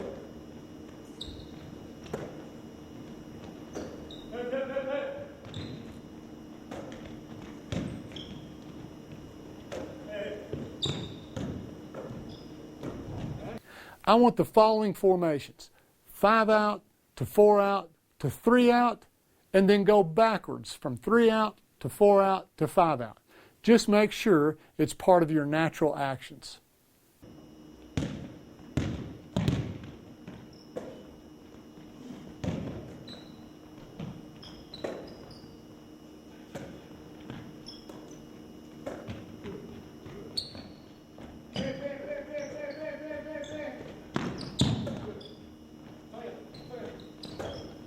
This time, start in a 3 out formation and flow to a 4 out and eventually into a 5 out.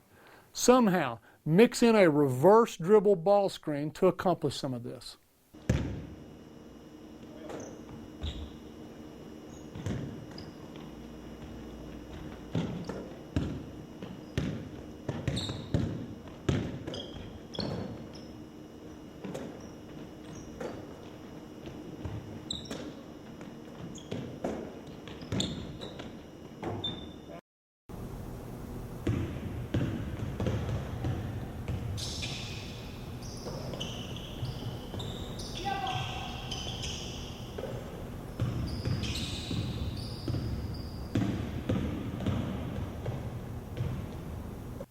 Start your action with 4 out dribble penetration, then flow to 5 out and get some back screens and multiple screens.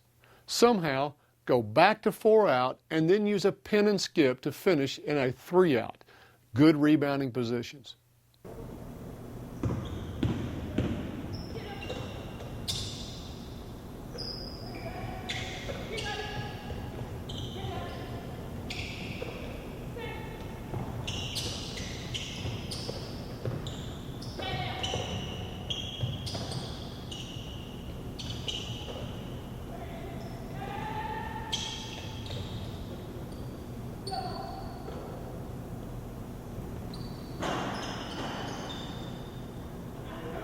Start 5 out and use consecutive pin and skips to flow into 3 out, 2 in.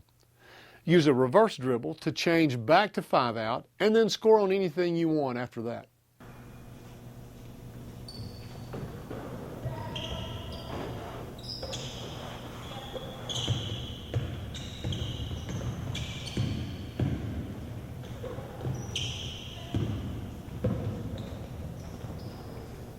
The only thing that post players must do in the read and react is react correctly to dribble penetration. Otherwise, I can do with my post whatever I want to as long as it doesn't contradict a reaction habit or spacing rule of the read and react. This can be the source of lots of variations for the coach with an imagination or with a need to emphasize a certain action. To illustrate this, let's try a few possessions like this. Start in 4 out, 1 in at the high post. Once the cutter goes off the high post, I want the high post to set a ball screen on the wing and we'll play from there.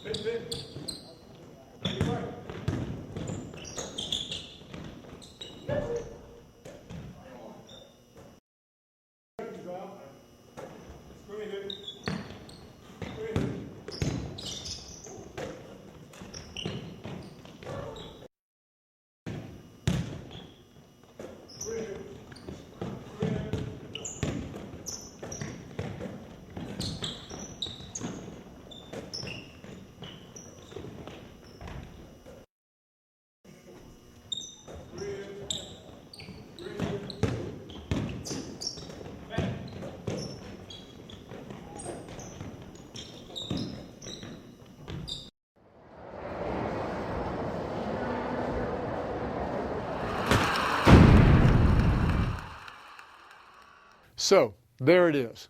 You've now seen the strategy and philosophy behind all 20 layers of the read and react offense.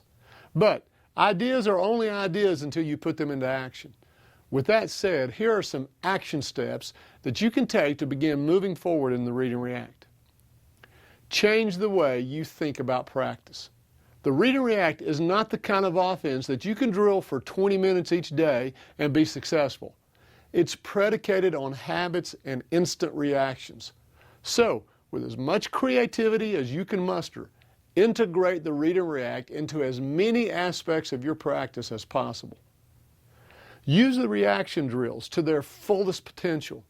We don't really even like calling them drills, but we haven't yet come up with a more accurate word. Here's why. The reaction drills that you saw at the end of each layer make up the software that's needed to run the hardware of the read and react offense. You begin building individual reaction habits before teaching 5-player coordination. That's the opposite of the traditional approach where drills are used to make players better at running the offense after they've learned it. In fact, the read and react reaction drills develop players in both the read and react habits and in the skills the offense requires simultaneously. Take the time to integrate player development into your read and react development. That collapsing of time frames will allow you to get much more done with every practice. Set goals for yourself and for your team. Sure, 20 layers is a lot, and for most teams, that many layers is unnecessary.